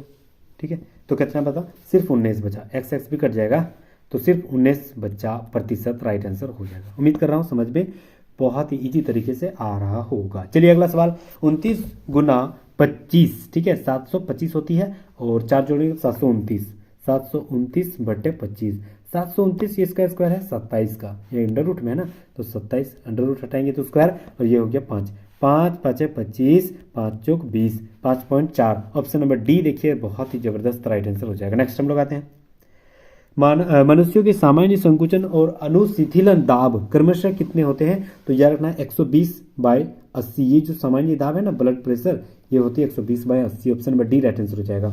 चलिए अगला सवाल, फरवरी 2022 में पतंजलि ने किस बैंक के साथ एक सह वाइब्रेंट संपर्क सहित क्रेडिट कार्ड लॉन्च किया था, तो यार ना पंजाब नेशनल बैंक के साथ मिलकर। ठीक है, पंजाब नेशनल बैंक की स्थापना कब हुई थी, एकदम याद रखना 1894। और ठीक है, 1894 में जो है इसकी स्थापना हुई थी। इसकी जो हेडक्वार्टर है पंजाब में नहीं, याद रखना इसका हेडक्वार्टर पंजाब में नहीं है, नाम पंजाब नेशनल बैंक है लेकिन इसका हेडक्वार्टर नई दिल्ली में है। ठीक है, इसका टैगलाइन भी एक बहुत ज़्यादा पूछा जाता है, पंजाब नेशनल बैंक है ना, इसका टैगलाइन एक पूछा जाता है, इसका टैगलाइन है the name you can bank upon. ठीक है, चलिए नेक्स्ट हम लोग आते हैं, ए बी एक कार्य को 600 रुपये में पूरा करने का अनुबंध लेता है, यानी ठेका लेता है, 600 रुपये में कर देंगे।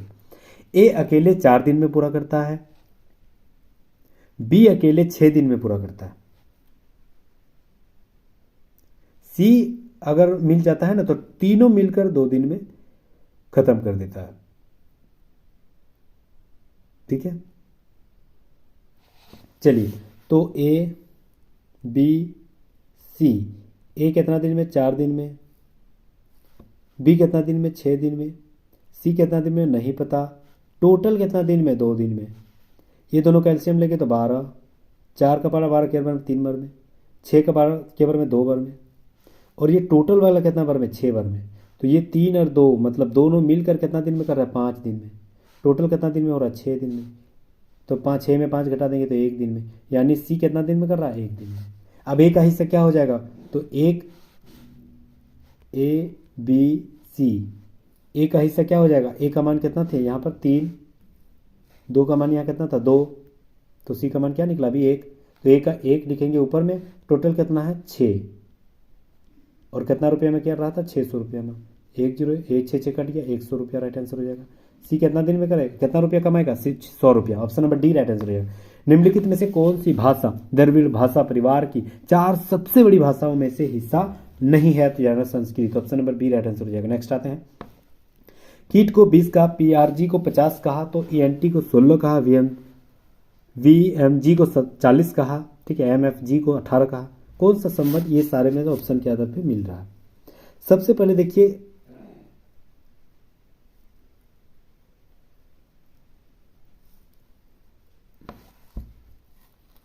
के का उल्टा पी है, आई का उल्टा आर है, टी का उल्टा जी है, ठीक है।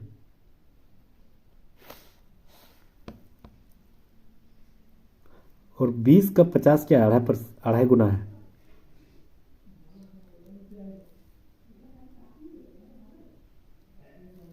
ठीक है। चलिए अगला आते हैं। ई का उल्टा भी है, एन का उल्टा एम है, टी का उल्टा जी है, और 16 का 2.5 गुना 40 है, तो एकदम सही जा रहे हैं, ठीक है। चलिए एम का उल्टा एन है, एफ का उल्टा यू है, उफ से हम लोग याद किए हैं उफ, ठीक है, एम एन, जीटी रोड, जी का उल्टा टी। 18 का अढ़ाई गुना क्या होता है? 45, तो NUT 45, ऑप्शन नंबर डी बिल्कुल राइट आंसर हो जाएगा। नेक्स्ट हम लोग आते हैं, निम्न अक्षर और प्रतीक श्रृंखला के आधार पर दिए गए प्रश्न जो है हमें उत्तर ढूंढना है। तो सबसे पहले क्या बता रहा है, यहाँ पर बोल रहा है कि उपरोक्त श्रृंखला में ऐसे कितने प्रतीक हैं जिनमें से प्रत्येक के ठीक पहले एक अक्षर है और ठीक बाद भी एक अक्षर, ठीक है, ठीक पहले एक अक्षर और ठीक बाद भी एक अक्षर। देखिए कितना प्रतीक, ये वाला जो है ना बीच में एक प्रतीक जो है ठीक पहले के है यानी एक अक्षर है, बाद में टी है यानी एक अक्षर है। उसके बाद देखा जाए, हाँ ये वाला देखिए, परसेंटेज के पहले जे और बाद में जेड, और हाँ लास्ट में ये वाला भी देखिए, इसके पहले एक अक्षर इसके बाद में एक अक्षर, 3 गो है, option number C right answer हो जाएगा। नेक्स्ट आते हैं, समीकरण को हमें बदल देना है। सबसे पहले हमें क्या करना पड़ेगा, 6 लिखेंगे, भागा को माइनस किया 16, गुना को प्लस किया 4, भागा को माइनस किया 8, ठीक है, माइनस को भागा किया 8, प्लस को गुना किया 2, और गुना को प्लस किया 7, ठीक है। चलिए इसी को हल करेंगे। सबसे पहले ये 8 कट गया एक बार में, तो 2 एकम 2 हो गया, 2 एकम 2 यानी -2 प्लस 7 इधर हो गया। इसको और इसको जोड़ देंगे, दोनों के आगे प्लस है इसलिए 6 4 10, और 10 हो गया इधर और -6, ठीक है। 2 और 7 जोड़ देंगे तो 17, और माइनस प्लस 18, ये माइनस, तो -1 हो जाएगा right answer. Option number D देखिए बहुत ही जबरदस्त राइट आंसर हो जाएगा। नेक्स्ट हम लोग आते हैं, चलिए 3 को 6 कहा, 6 से 8 बढ़ा, फिर 16 18 36, उसके बाद क्या हो जाएगा? देखिए 3 दूनी 6, फिर 2 जुड़ा, 8 दूनी 16, फिर 2 जुड़ा, 18 दूनी 36, फिर 2 जुड़ा 38, option number B right answer हो जाएगा, ठीक है। बहुत ईजी है, ऐसे ही सवाल प्रैक्टिस, देखिए प्रैक्टिस करते रहिएगा, जहन में एकदम बैठ जाएगा, सवाल आएगा और दिमाग में यही आएगा, ठीक है। इसीलिए प्रैक्टिस करते रहिए, जब तक एग्जाम ना हो एकदम प्रैक्टिस करते रहिए। डेली हम एक सेट प्रैक्टिस आपके सामने प्रस्तुत कर रहा हूँ, अपलोड कर रहा हूँ, तो प्लीज़ अभी के अभी सब्सक्राइब कर लीजिएगा, बेल आइकन को जरूर दबा दीजिएगा, नोटिफिकेशन सबसे पहले आपके यहाँ पहुँचेगी, ठीक है। चलिए 8 मित्र PQRSTUVW एक वर्गाकार मेज के चारों ओर मेज की मुख की ओर रुख करके बैठा हुआ है, ठीक है। तो 4 गो कोने में है और 4 गो मध्य में है, ठीक है। चलिए ऐसे मतलब बैठा हुआ है। सबसे पहले बोल रहा है कि टी मेज के एक कोने में बैठा हुआ है, तो टी को कहीं मेज के कोना में बैठा देते हैं। यू जो है ना टी के दाईं ओर से तीसरे स्थान पर है, यू जो है टी के दाईं ओर से इधर दायां हो गया, इसका तीसरा स्थान पर यू यहां हो जाएगा, ठीक है। एस भी के बाईं ओर ठीक बगल में बैठा हुआ है, एस जो है भी के बाईं ओर ठीक बगल में, अगर एस यहां है तो भी के बाईं ओर मतलब भी यहां होगा, ठीक है। अभी कंफर्म नहीं यहां इसलिए नहीं बैठा पा रहे हैं। टी भी के दाईं ओर से दूसरे स्थान पर है, टी जो है ना भी के दाईं ओर से, यानी भी यहां बैठेगा तब ना दाईं ओर से दूसरा स्थान टी हो जाएगा, तो एस यहां हो जाएगा, बिल्कुल यहां तक सही है। केवल यू आर और पी के बीच में है, केवल यू आर और पी के बीच में है, यू जो है ना आर और पी के बीच में बैठा है, मतलब आर को यहां लिखेंगे पी को यहां लिखेंगे, तब ना यू बीच में आ जा रहा है। टी के बाईं ओर केवल यू आर और पी के बीच में, डब्लू टी और आर के बीच में बैठा हुआ है, टी और आर के बीच में डब्लू बैठा हुआ है, बचा कौन, क्यूब, तो क्यू यहाँ बैठ जाएगा। अब बोल रहा है टी के बाईं और कौन, ठीक में बगल में बैठा क्यू। ऑप्शन नंबर ए बिल्कुल राइट आंसर हो जाएगा। समझ में आ गया होगा। चलिए नेक्स्ट आते हैं। 40 वाट, 60 वाट और 100 वाट की रेटिंग वाले 3 बल्ब ए बी सी में 220 वोल्ट की वोल्टेज स्रोत के साथ समांतर क्रम में जोड़ दिया जाए। ठीक है, तो सबसे ज्यादा कौन चमकेगा, जिसका वाट ज्यादा है। ठीक है, तो ऑप्शन नंबर बल्ब सी, हाँ बल्ब सी वही तो, ठीक तो है, option number A right answer हो जाएगा। नेक्स्ट आते हैं, 100 वाट वाला सबसे ज्यादा चमकेगा। कैल्शियम ऑक्साइड को ए के साथ मिला दिया तो कैल्शियम क्लोराइड बन गया और H2O बन गया। तो यहाँ ए क्या है, तो देखिए यहाँ क्लोरीन आ गया था ना, वो अलग चीज आया था ना, तो ये क्या है, एक ए के स्थान पर क्या आ जाएगा, जो कि एक उदासीनीकरण अभिक्रिया है। तो ठीक है, तो ये जो हो जाएगा आपका HCl हो जाएगा, बिल्कुल HCl। क्यों, क्योंकि कैल्शियम हाइड्रोक्साइड एक तो क्षारक हो गया, HCl एक तो अम्ल हो गया, उसके बाद एक लवण बनता है, कैल्शियम क्लोराइड एक लवण है, HCl एक जल है, तो H2O एक जल, इसी को तो उदासीन अभिकरण अभिक्रिया क्रिया कहा जाता है ना, क्योंकि शुरुआत में जस्ट यही पढ़े थे हम लोग, अम्ल और क्षारक को जोड़ेंगे तो लवण और जल बनेगा, तो उससे उदासीनीकरण अभिक्रिया कहा जाएगा। ठीक है, तो इसी अम्ल यहाँ पर जोड़ देंगे। आप बोलेंगे चारों ऑप्शन में तो अम्ल है, तो हाइड्रोक्लोरिक अम्ल बोलेंगे ना, क्यों, क्योंकि उत्पाद में यहाँ क्लोरीन है, तो क्लोरीन लाइए तब ना यहाँ पर उत्पाद में यहाँ क्लोरीन आएगा। तो ऑप्शन नंबर डी देखिए बहुत ही शानदार राइट आंसर हो जाएगा। नेक्स्ट आते हैं, निम्नलिखित में से कौन सा वायु प्रदूषण का एक प्राकृतिक स्रोत है। वायु प्रदूषण का सबसे बड़ा स्रोत एक देखा जाए जो कि प्राकृतिक रूप में है, वह एक ज्वालामुखी का फटना। बहुत ही ज़्यादा यहाँ से गैसों का निर्माण होती है, चाहे कार्बन डाइऑक्साइड हो, कार्बन मोनोऑक्साइड हो, वे सारे जो है ना ज्वालामुखी, मीथेन गैस हो, वो सारे निकलते हैं, इसीलिए यह एक प्राकृतिक घटना है। ठीक है, ठीक है। ऊर्जा संयंत्र हो गया, लकड़ी का जलना, वाहनों से धुआं निकलना, ये तो प्राकृतिक नहीं है ना, नेचुरल नहीं है ना, ये तो मैन मेड है, यानी मानव में निर्मित है, तो ये तीनों नहीं होगा, बाकी पहला ही हो जाएगा। नेक्स्ट आते हैं, अक्टूबर 2021 में सामाजिक न्याय और अधिकारिता मंत्रालय द्वारा भारत में रोजगार के अवसर तलाशने वाले वरिष्ठ नागरिकों के लिए एक मंच प्रदान करने हेतु कौन सा पोर्टल लॉन्च किया गया था, तो यार है sacred. Option number B right answer हो जाएगा। पहले चरण के आरंभ में ऑक्सी और अनॉक्सी अवशोषण के दौरान यानी उपचयन अपचयन के उत्पन्न उभयनिष्ठ उत्पाद निम्नलिखित में से कौन सा हो जाएगा, तो यार पायरुवेट। ऑप्शन नंबर बी बिल्कुल राइट आंसर हो जाएगा। नेक्स्ट आते हैं, चलिए अगला सवाल, हाँ बी के बराबर है डी, तो बी के बराबर डी लिखेंगे, डी से बराबर है एफ, और एफ जो है ना एस से बड़ा है, तो ऊपर में लिखेंगे। बी जो है ना ए से बड़ा है, ए जो है ना जी से बड़ा है, और जी जो है आर से बड़ा है। सॉरी ए बड़ा है उससे, मतलब बी से बड़ा है ए, ऊपर में लिखेंगे। जी बड़ा है ए से और आर बड़ा है जी से। चलिए अब यहाँ पर बोल रहा है कि कौन सा कथन सही बता रहा है। ठीक है, सत्य हमें ढूंढना है। सबसे पहले बोल रहा है एस बड़ा है डी से, क्या एस बड़ा है डी से, ये बड़ा है नहीं, क्योंकि ये तो नीचे है, पहला गलत। दूसरा, ए बड़ा है आर से, ए बड़ा है आर से नहीं, बिल्कुल नहीं, दूसरा भी गलत। उसके बाद बोल रहा है ए बड़ा है एफ से, ए बड़ा है एफ से, हाँ ये सही है। ऑप्शन नंबर सी देखिए राइट आंसर हो जाएगा। ऑप्शन नंबर सी देखिए, ए बड़ा है F C, option number C right answer हो जाएगा। नेक्स्ट आते हैं, राष्ट्रीय युद्ध स्मारक कहाँ स्थित है। राष्ट्रीय युद्ध स्मारक दिल्ली में स्थित है, ऑप्शन नंबर 1 राइट आंसर हो जाएगा।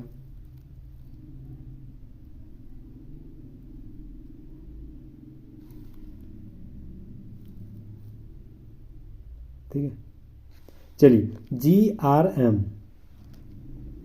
GRM2 EP के मतलब आगे यहाँ पर क्या हो जाएगा, देखिए सबसे पहले जी के बाद ई यानी अच्छा ABCDEFG, तो यहाँ पर क्या हो गया वाई हो जाएगा, तो कि YZA। ठीक है, चलिए पहला मिल गया। दूसरा क्या बोल रहा है LMNOPQR, ठीक है, तो यहाँ क्या हो जाए जे, तब ना KL हो जाएगा। एक को जुड़ रहा है सब में, इधर से घट रहा है इधर से जुड़ रहा है, GHIJKLM सब में तो फिर जुड़ रहा था, तो कितना हो जाएगा EFG, हाँ ई हो जाएगा। तो YJE, ठीक है। तो YJE कहाँ है? ऑप्शन नंबर ए देखिए, बहुत ही ज़बरदस्त राइट आंसर हो जाएगा YJE। नेक्स्ट हम लोग आते हैं, पहला अगर मिल रहा है तो हमें नंबर नहीं ढूंढना है। पहला, पेय पदार्थ की पसंद पर हाल ही में हुए एक सर्वेक्षण में 65% लोगों ने चाय, 28% लोगों ने कॉफ़ी, 5% लोगों ने दूध पसंद किया, जबकि 2% लोगों ने कुछ भी पसंद नहीं किया। तब यहाँ बोल रहा है कि चाय कॉफ़ी से बेहतर पेय पदार्थ है। क्या ये सही है? चाय जो है कॉफ़ी से बेहतर पेय पदार्थ है। मतलब अगर कथन में दिया है 65% लोगों ने चाय पिया, पसंद कर रहा है, 28% लोगों ने कॉफ़ी पी रहा है, 28%, तो क्या चाय बेहतर चीज़ है कॉफ़ी से? इसका तो जिक्र नहीं किया है कि बेहतर चीज़ है। अरे पसंद कर रहा है, सबका अलग अलग पसंद है, बेहतर कौन है कौन खराब है इसका जिक्र नहीं किया है। मतलब अगर देखा जाए तो पहला जो है गलत बता रहा है, ये तो गलत है। दूसरा, दूध की तुलना में अधिक लोग कॉफ़ी पीना पसंद करते हैं। ये जो बता रहा है दूध की तुलना में, दूध कितना पी रहे हैं 5, कॉफ़ी 28, यानी यहाँ से बोल रहा है कि दूध की तुलना में कॉफ़ी ज़्यादा लोग पी रहे हैं। तो हाँ, ये तो ज़्यादा लग रहा है, 5 से 28 बहुत ज़्यादा है। तो दूसरा सही है, ऑप्शन नंबर 1 राइट आंसर है, केवल 2 सही पालन कर रहा है। नेक्स्ट आते हैं, निम्नलिखित में से किस जीव की छोटी आंत अपेक्षाकृत लंबी होती है? बहुत ज़्यादा बढ़िया सवाल पूछा गया। तो यार ना, गाय की बहुत लंबी होती है, गाय की, ठीक है। गाय जो है जीव छोटी आंत की अपेक्षाकृत बहुत ज़्यादा लंबी होती है, लगभग 2 फीट 6 फीट, 2 से 6 7 8 फीट रखती है, ठीक है। तो option number B right answer है। नेक्स्ट आते हैं, अगला सवाल है 76 नंबर, ठीक है। यहाँ पर बोल रहा है पोटेशियम हाइड्रोक्साइड है, नाइट्रिक अम्ल के साथ विलयन कर रहा है, उसके बाद सोडियम नाइट्रेट और जल का उत्पन्न कर रहा है। ये जो बता रहा है वह कौन सा एक संतुलित रासायनिक अभिक्रिया है? संतुलित रासायनिक अभिक्रिया कौन सा बता रहा है? अगर पोटेशियम 2 है राइट साइड में, लेफ्ट साइड में, तो राइट साइड में भी 2 होना चाहिए। तो चलिए यहाँ तक तो सही है। अगर हाइड्रोजन यहाँ पर 2 है, वहाँ 2 4 हो गया, यहाँ इधर तो सिर्फ 2 ही है, पहला गलत। दूसरा, पोटेशियम हाइड्रोक्साइड इधर 1 है, यहाँ पोटेशियम हाइड्रोक्साइड नहीं दिया है, सिर्फ इधर 1 है, इधर कितना 2, ये भी गलत हो जा रहा है। इधर 2 है, इधर 2, यहाँ ठीक है। हाइड्रोजन 2 और यहाँ 1 3, तो हाइड्रोजन 2, अच्छा पोटेशियम हाइड्रोक्साइड यहीं पर आ गया था ना, हाँ। तो हाइड्रोजन और नाइट्रेट ये जो है वहाँ 2 है, इधर नाइट्रोजन यहाँ भी 2। तो ऑप्शन नंबर सी देखिए, ये जो है ना सही दिखा रहा है, ऑप्शन नंबर सी बिल्कुल राइट आंसर हो जाएगा। नेक्स्ट आते हैं, एक बेईमान विक्रेता अपने माल को क्रय मूल्य पर बेचने का दावा करता है, लेकिन गलत बाट का इस्तेमाल करते हैं और 25% लाभ अर्जित कर लेता है। वह किलोग्राम की अनाज पर कितने मात्रा तय करता है? अगर 25% देता है लाभ के रूप में, तो सबसे पहले क्या करेंगे, तो 100 बटे लाभ, मतलब वो कितना कमाया यही पूछ रहा है।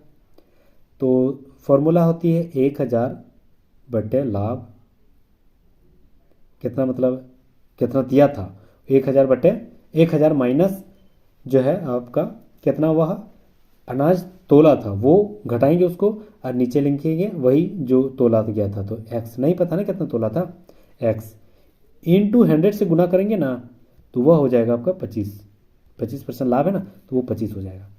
चलिए ये उधर जाएगा तो आपका हो जाएगा 25x, और ये 100 उसके साथ गुना होगा, ये होगा फिर 25, ठीक है। तो टोटल हो जाएगा आपका 1 लाख हो जाएगा, इधर हो जाएगा 1 लाख और इधर हो जाएगा आपका 25x 100x और इधर 25x इधर आ जाएगा, तो माइनस हो जाएगा। तो यहाँ ऑलरेडी माइनस है, माइनस माइनस प्लस यानी 125x, ठीक है। तो x इक्वल टू क्या हो जाएगा, 1 लाख बटे 125, काट देंगे तो लगभग 800 आ जाएगा। ऑप्शन नंबर ए बिल्कुल राइट आंसर हो जाएगा। नेक्स्ट आते हैं, यदि दो समांतर रेखाओं के एक तिर्यक रेखा के प्रतिच्छेद कर रहा है, यानी 2 समांतर रेखा खींच दिए, एक तिर्यक रेखा प्रतिच्छेद कर रहा है, बोल रहा है कि इनमें से कौन सा कथन सत्य बता रहा है। सबसे पहले, तिर्यक रेखा के एक ही तरफ अंतः कोणों के एक युग्म का माप 180 डिग्री हो जाएगा। क्या ये सही है? बिल्कुल सही है। यानी ये और ये 180 डिग्री, ये 180 डिग्री, ये और ये 180 डिग्री, ये और ये एक ही तरफ जितने भी है सब 180 डिग्री, रेखिक युग्म। ठीक है, ये और ये और ये और ये और ये टोटल 180 डिग्री मान हो जाएगा। ठीक है, ठीक है, चलिए तो पहला ही सही है, ऑप्शन नंबर 1 राइट आंसर हो जाएगा। नेक्स्ट आते हैं 79 नंबर सवाल। नीचे दिए गए कथनों पर विचार करना है, कौन सा कथन सही उत्तर बता रहा है, हमें सही जो है ढूंढना है। सबसे पहले यहाँ पर ढूंढना है। सबसे पहले बोल रहा है कि अष्टक नियम केवल कैल्शियम तक लागू हुए थे। अष्टक नियम जो है वह केवल जो है कैल्शियम तक लागू हुए थे। क्या ये सही है? तो देखा जाए तो ये तो सही लग रहा है। ठीक है, आगे देखते हैं। कैल्शियम के बाद प्रत्येक 8वें तत्व पहले के तत्व के साथ गुण व्यवस्था की मौजूद नहीं थी। तो क्या ये सही है? तो देखा जाए तो सब दोनों सही बता रहा है। क्यों? क्योंकि कैल्शियम तक ही लागू हो रहा था कि अष्टक नियम जो बता रहा था ना, न्यूलैंड्स के अष्टक सिद्धांत जो बताए गए थे, एक जो म्यूजिक है, म्यूजिक के आधार पर सारे गामा पाधा निसा के आधार पर दिया गया था।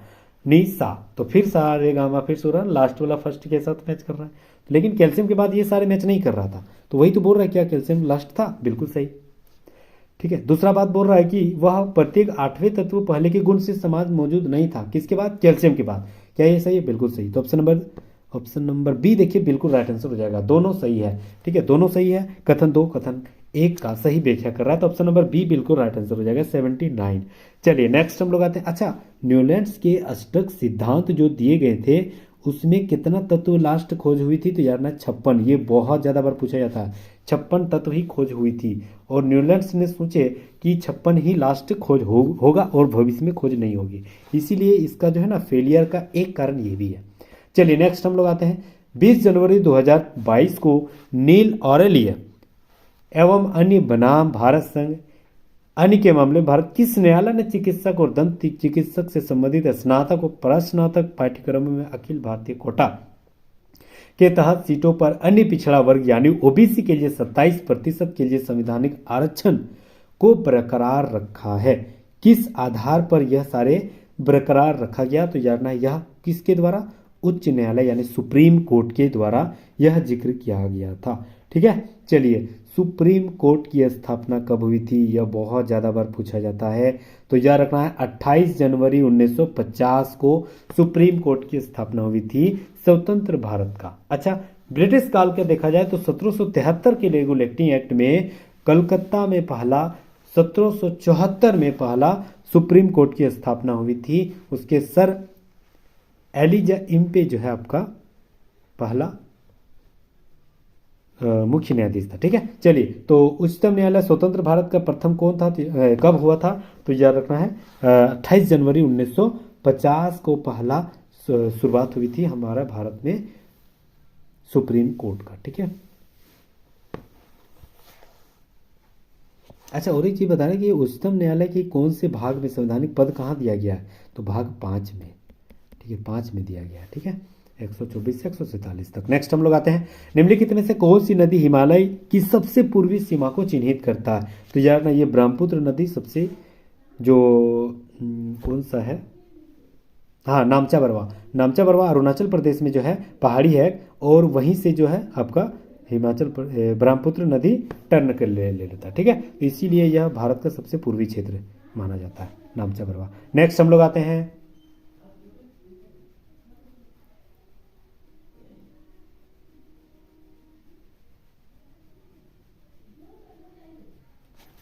82 नंबर सवाल।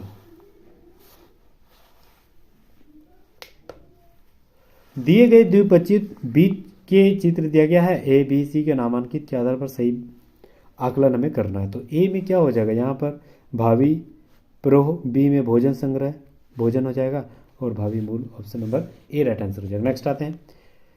नीचे दिए गए कथन है कार्बन में कार्बन के अन्य परमाणुओं के साथ बंध बनाने की अद्वितीय क्षमता होती है जिसके परिणाम स्वरूप बड़े अणु बनते हैं। ये तो सही है, मतलब ये कथन दिया है। निष्कर्ष क्या बोल रहा है? निष्कर्ष बोल रहा है कि अच्छा कथन पहला ही है, दूसरा भी यही है। तो कथन देखा जाए तो कार्बन के परमाणु जो है बंद बनते हैं ना, वो अद्वितीय क्षमता सही बता रहा है, अद्वितीय क्षमता परंतु सही है। इस गुण की श्रृंखला कहा जाता है, ये भी सही है, दोनों सही है। Option number D right answer रहेगा। नेक्स्ट आते हैं, एक निश्चित राशि 5.5% वार्षिक ब्याज की दर से 18 माह में साधारण ब्याज तय किया। उसी राशि को 6% वार्षिक ब्याज की दर से 14 माह के लिए साधारण ब्याज तय किया। जो इसमें से आया ना, वह पहला वाला से 62.5 रुपया अधिक मिला। राशि याद करना, ठीक है। चलिए, सबसे पहले हमें क्या करना है, मूलधन नहीं पता, पी आर, पहला वाला आर कितना है 18 माह, महीना है यानी 12 से भाग देंगे तो ये साल हो जाएगा। पी आर टी कितना है 5.5%, पॉइंट के बाद एक अक्षर है तो ये हो जाएगा पी आर टी बटे 100, ठीक है, यहाँ पॉइंट है, माइनस ये दोनों घटा देंगे। दूसरा वाला कितना है, पी नहीं पता, 14 माह यानी 14 महीना है, 12 से भाग देंगे साल हो जाएगा। कितना परसेंट, 6% बटे 100 इजिकल टू, दोनों को घटाएंगे कितना हो जाएगा 62.50 रुपया, ठीक है। चलिए, अब इसको अगर हम घटाएंगे, इसको काट छट कर देते हैं, 1200 एलसीएम ही ले लेते हैं,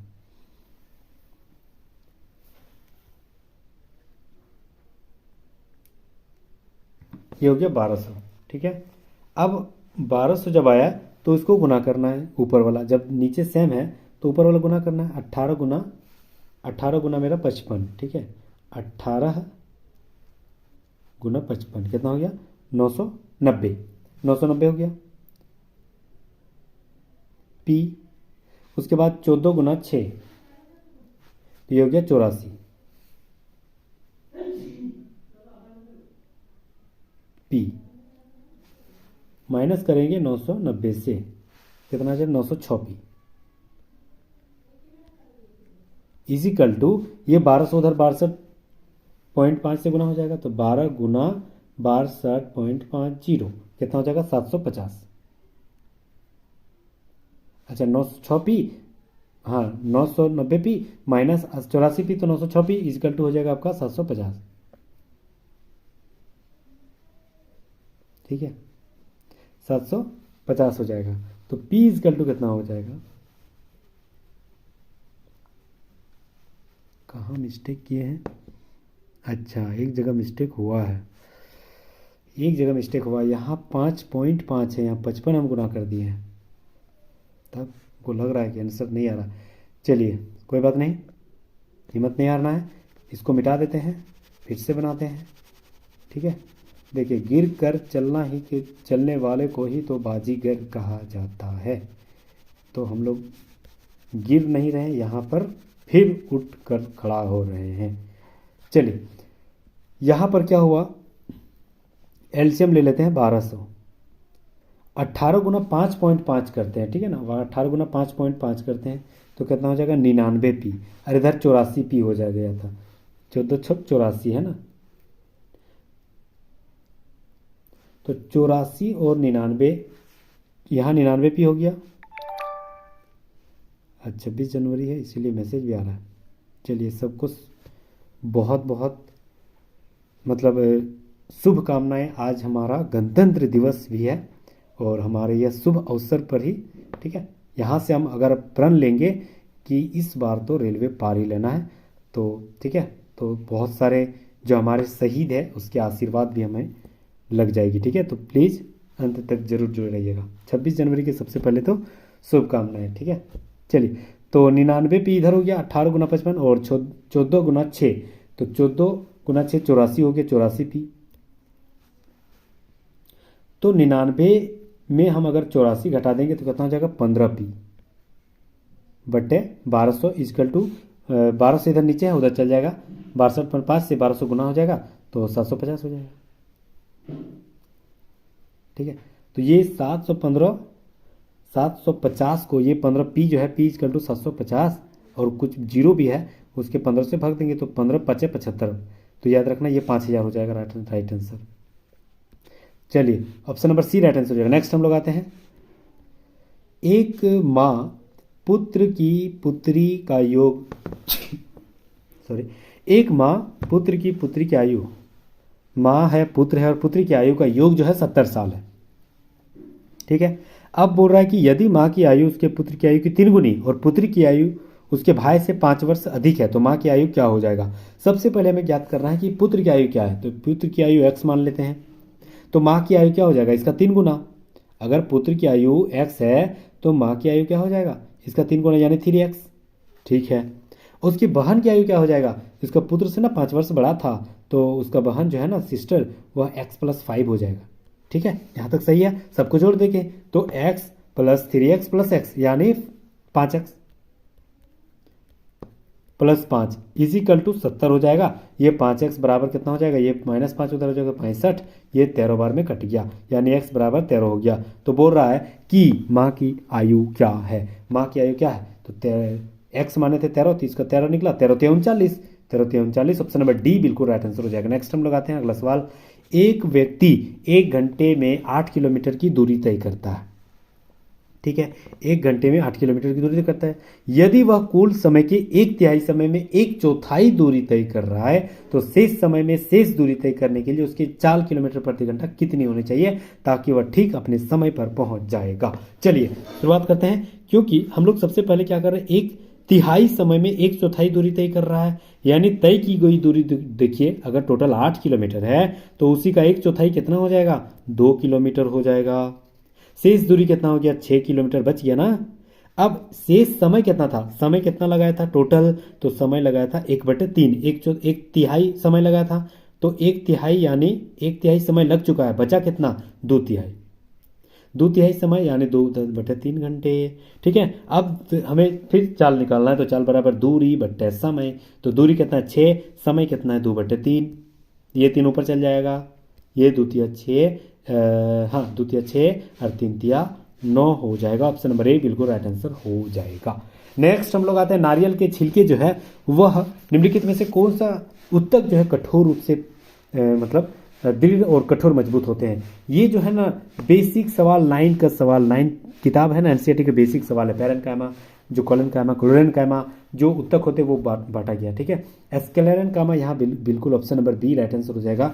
एस्केलेरेनकाइमा जो होती है, यह जो होती है इसकी लंबाई जो कोशिकाएं लंबी होती है, संकरी होती है, सिरों में नुकीली होती है, इसकी कोशिका भित्ति बहुत ज़्यादा मोटी होती है, यह जो है ना मृत होती है और ज़्यादातर ये बहुत ज़्यादा मजबूत भी होते हैं, इसी को एस्केलेरेनकाइमा कहा जाता है। नेक्स्ट हम लोग आते हैं A4 + A/1/4 A4 = 34। देखिए इससे सवाल बहुत ही डिफिकल्ट होते हैं लेकिन कोई बात नहीं, हम तो हैं ही। चलिए सबसे पहले इसको हम लोग तोड़ देंगे, तो A² का स्क्वायर बटे A² का स्क्वायर हम लोग लिख सकते हैं, यानी A² + 1/A² का होल स्क्वायर लिख सकते हैं ना, बिल्कुल लिख सकते हैं। यानी अगर हम इसको स्क्वायर लिख देंगे तो ये A² + B² प्लस 2AB तो 2 इधर बच जा रहा है तो माइनस उधर चल जाएगा 2। तो याद रखना ये अगर स्क्वायर है, ठीक है, अगर ये स्क्वायर है तो वो स्क्वायर को हम लोग, ये ऑलरेडी दो का स्क्वायर, तो एक स्क्वायर उधर ले जाते हैं तो स्क्वायर उधर ले जाएंगे तो रूट चल जाएगा ना, तो अंडर रूट चल जाएगा उधर, तो ये -2 इधर है, सॉरी हाँ इधर -2 रहेगा, उधर चल जाएगा तो +2 हो जाएगा। ठीक है, उधर चल जाएगा तो +2, तो हाँ 34 और +2 इधर चल जाएगा, तो याद रखना ये टोटल √36 हो जाएगा। यानी टोटल का मान मेरा सिर्फ 6 निकला। A² + 1/A² कितना निकला, 6 निकला। यहाँ तक बनते हैं, फिर आगे देखते हैं। अब A² + 1/A² 6 निकला। अब A का पावर 6 + 1/A6 निकालते हैं। ठीक है, = क्या लिख सकते हैं, A का पावर 4 + 1/A4 इंटू A का पावर स्क्वायर + 1/A², ये लिख सकते हैं, माइनस A का पावर स्क्वायर प्लस A का पावर स्क्वायर लिख सकते हैं। क्यों, क्योंकि A का पावर 6 है, उसका मान लिख सकते हैं। चलिए इसका मान कितना दिया गया था, 34, इसका मान कितना था 6, और इसका मान कितना था 6 ही था, तो बीच में माइनस है, तो 34 गुना 6 कितना होगा 204, और 6 घटा देंगे तो 198 राइट आंसर हो जाएगा। चलिए नेक्स्ट हम लोग आते हैं। हाँ, ये n बराबर है u के बराबर है h, ठीक है। h जो है ना वह c से बड़ा है, और c से भी बड़ा है g, n से बड़ा है r से भी बड़ा है v। कौन सा कथन जो है वह सही बता रहा है? r बराबर है h से, r बराबर है h से, बिल्कुल नहीं। n बराबर है h से, n बराबर है h से, बिल्कुल सही। ऑप्शन नंबर बी देखिए बहुत ही शानदार राइट आंसर हो जाएगा। चलिए पाई चार्ट का सवाल। 2017 और वर्ष 2021 में बेचे गए कंडक्टर की संख्या का अंतर हमें ढूंढना है। तो 2017 में कितना बेचा था? तो 1000 में दिया गया तो 60,000। और 2021 में कितना बेचा गया था? तो 2021 में जो है ना 40 बेचे गए संख्या। 2021 में कितना बेचा है? 4000, 4000 ना। अच्छा 1000 में दिया है तो 6000 होगा, ये 4000। कितना अंतर है? 2000। कंप्यूटरों का अंतर ज्ञात करना है। हज़ारों में दिया है तो 2000, 20,000। Option number C right answer हो जाएगा, ठीक है। 1000 में दिया है तो हाँ ऑलरेडी यहाँ 20 था ना, तो 20,000 हो जाएगा, ठीक है। हम लिख रहे थे। चलिए नेक्स्ट हम लोग आते हैं अगला सवाल। 7 मित्रों ने रविवार से शुरू होकर शनिवार को समाप्त होने का एक ही सप्ताह में किसी एक दिन अपनी पसंद की मिठाई ना खाने का फैसला लिया, ठीक है। तो बोल रहा है कि चलिए 7 हम लोग सबसे पहले लिख लेते हैं। सबसे पहले क्या होता है? रविवार, सोमवार, मंगलवार, बुधवार, बृहस्पतिवार, उसके बाद शुक्रवार और शनिवार। 7 दिन हो गया। 7 दिन में सारे जो है 7 मित्र जो मिठाई ना खाने की चेष्टा मतलब रखते हैं, ठीक है।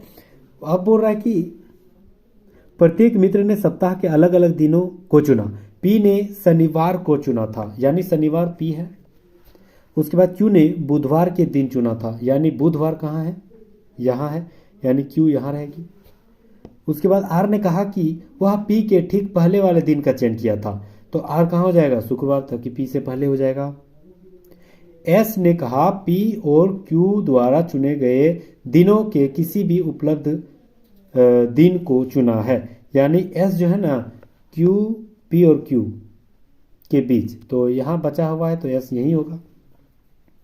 उसके बाद बोल रहे कि टी ने रविवार को चुना था, टी यहाँ हो जाएगा। यू ने कहा कि वह क्यू के ठीक पहले वाले दिन का चयन किया था। यू ने कहा कि ठीक क्यू के पहले वाले मतलब मंगलवार को चुना था, और बच गया था क्या? भी, तो सोमवार भी हो जाएगा। अब बोल रहा है कि भी द्वारा चुने गए कौन सा दिन था? सोमवार। ऑप्शन नंबर 1 बिल्कुल राइट आंसर हो जाएगा, सोमवार। नेक्स्ट हम लोग आते हैं 4 का स्क्वायर 16, ठीक है। 8 का स्क्वायर 64 होती है, तो रूट और स्क्वायर कट ही जाएगा तो सिर्फ 8 ही बचेगा, माइनस। तो 4, 25 का कितना होता है? 5, तो 5 चौक 20 माइनस 10, तो 8 दिया 24 माइनस माइनस प्लस, तो माइनस 6। ऑप्शन नंबर बी बिल्कुल राइट आंसर हो जाएगा। नेक्स्ट हम लोग आते हैं, स्वतंत्र रूप से लटका हुआ क्षण चुंबक किस दिशा को इंगित करता है? बहुत ज़्यादा बार पूछा गया, उत्तर और दक्षिण का। ऑप्शन नंबर 1 राइट आंसर हो जाएगा। निम्नलिखित में से कौन सा एक वायरस का उदाहरण है? तो याद रखना है जो HIV है ना, HIV जो होती है ह्यूमन इम्यूनो वायरस जो है, जो कि एक रेट्रो वायरस के भी कहा जाता है, इसे जो है ना यह एक वायरस है HIV, ठीक है। यहाँ तो भी लिखा हुआ, इसी का फुल फॉर्म तो वायरस होती है। ऑप्शन नंबर 1 राइट आंसर हो जाएगा। नेक्स्ट आते हैं, भूपेश को कुछ वर्ष तक फसल विफलता का सामना करना पड़ा। जब उसने मिट्टी की pH की जांच कराई तो वह लगभग 11.6 था। वह अपने कृषि क्षेत्र की मिट्टी के उपचार के लिए निम्नलिखित में से किस यौगिक का इस्तेमाल करेंगे? तो ZnOH का ट्वाइस, ठीक है, zinc oxide. Option number A right answer हो जाएगा। नेक्स्ट हम लोग आते हैं, चलिए खत्म होने वाली और 4 से 5 सवाल बचा हुआ है। संख्या प्रतीक दिया गया है, कूटपद के आधार पर हमें पालना करनी पड़ी है। तो देखते हैं सबसे पहले क्या है।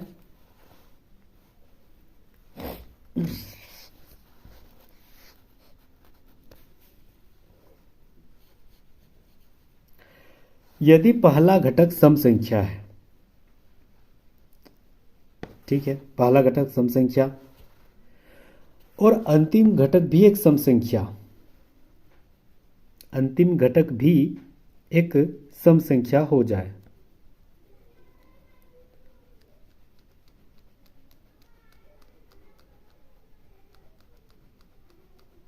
अंतिम घटक एक सम संख्या, अंतिम घटक एक सम संख्या है, नहीं है, पहला गलत जा रहा। यदि दूसरा घटक एक सम संख्या, दूसरा घटक एक सम संख्या, ये भी नहीं है, ये गलत। यदि चौथा घटक एक सम संख्या,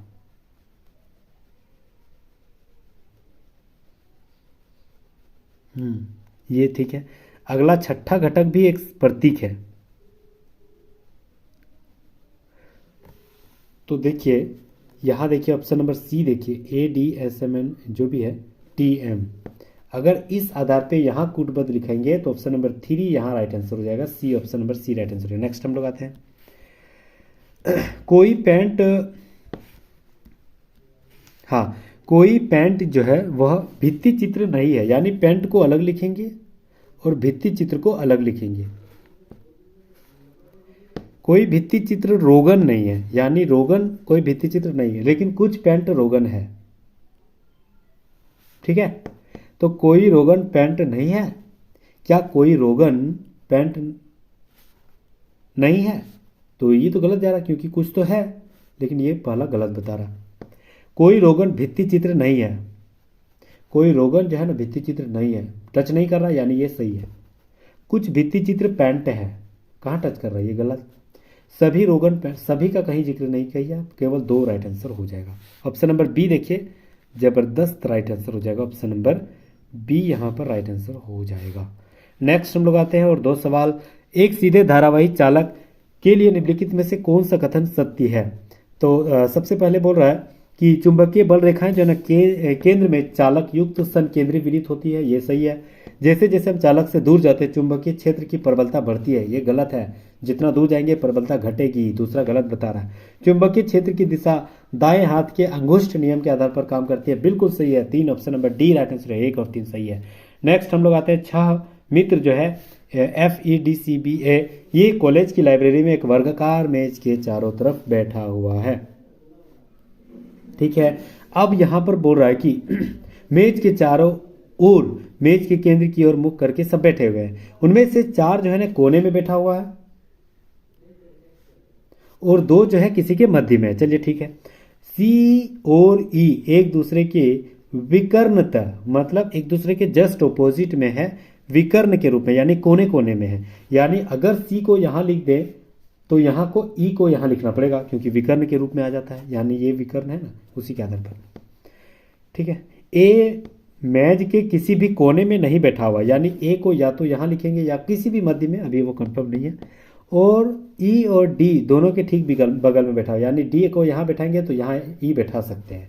ठीक है, सॉरी A बैठा सकते हैं। D जो है F के विकर्णता, अच्छा F यहाँ बैठाएंगे तो यहाँ F हो जाएगा, D यहाँ है तो F वहाँ हो जाएगा। बचा सिर्फ क्या, तो सिर्फ B बचा, तो फिक्स से यहाँ B हो जाएगा। ठीक है, चलिए ये इतना ही दिया था। B के बाईं ओर से तीसरे स्थान पर कौन हो जाएगा? तो B के बाईं ओर से तीसरे स्थान पर, बाईं ओर से तीसरे स्थान पर, बाईं ओर इधर हो गया तो 1 2 3, ऑप्शन नंबर ए बैठ जाएगा, तो ऑप्शन नंबर डी बिल्कुल राइट आंसर होगा। तीसरे स्थान पर कौन है? ए हो जाएगा। नेक्स्ट हो जाएगा right answer option number D. चलिए 100वां सवाल और आज के इस 11वां लेक्चर का अंतिम सवाल। चलिए बहुत ही जबरदस्त सवाल है यह वाला। सबसे पहले सामने सामने वाला गुना करेंगे x², दूर दूर वाला गुना करेंगे 75 गुना 48। ठीक है, तो 75 गुना 48 करेंगे तो 48 को ही अंडर रूट, ये स्क्वायर है ना, उधर चल जाएंगे तो अंडर रूट 75 को तोड़ेंगे तो कितना टूटेगा? 25 गुना 3। 48 को गुना करेंगे तो 3 गुना 16 अंडर रूट 25 किसका स्क्वायर? 5 का, 3 2 का है तो 1 को निकाल देंगे, 16 का स्क्वायर है 4 का, बस सबको गुना कर दो, 5 के 15, 15 चौक 60। ऑप्शन नंबर ए देखिए 60 राइट आंसर हो जाएगा। ठीक है, चलिए बहुत ही शानदार, और यहाँ तक बने रहने के लिए बहुत बहुत शुक्रिया। यहाँ जो सारे आंसर की है वो सारे आपको PDF के रूप में जो मिल रहा है वो मिलता ही रहेगा, सारे जो PDF के रूप में डिस्क्रिप्शन में लिंक दिया गया टेलीग्राम का, वहाँ आप फॉलो कर लीजिएगा, वो सारे वहीं पर आपका PDF के रूप में प्रोवाइड कर दिया है। ठीक है, चलिए thank you so much guys, यहाँ तक बने रहने के लिए बहुत बहुत शुक्रिया, धन्यवाद। अगर आप इतना देर तक मतलब टिके हैं, यानी आपके अंदर वो जज्बा, वो जुनून, वो पागलपन जरूर है कि माँ बाप का सपना नाम रोशन करना है, सपना पूरा करना है। और आज ही के दिन बहुत ही शानदार दिन है, गणतंत्र दिवस के शुभ अवसर पर आप अपने आप में जरूर प्रेरणा लेंगे, प्रण लेंगे कि हम इस बार एकदम रट के रखेंगे, तो किसी भी हाल में नौकरी लेना ही तो लेना। ठीक है, चलिए thank you so much guys, फिर मिलते हैं नेक्स्ट वीडियो में, तब तक जय हिंद, थैंक यू अगेन। उम्मीद कर रहा हूँ कि अभी के अभी सब्सक्राइब जरूर कर लिए होंगे और बेल आइकन को भी जरूर दबा दिए होंगे। ठीक है, थैंक यू, फिर मिलते हैं नेक्स्ट वीडियो में।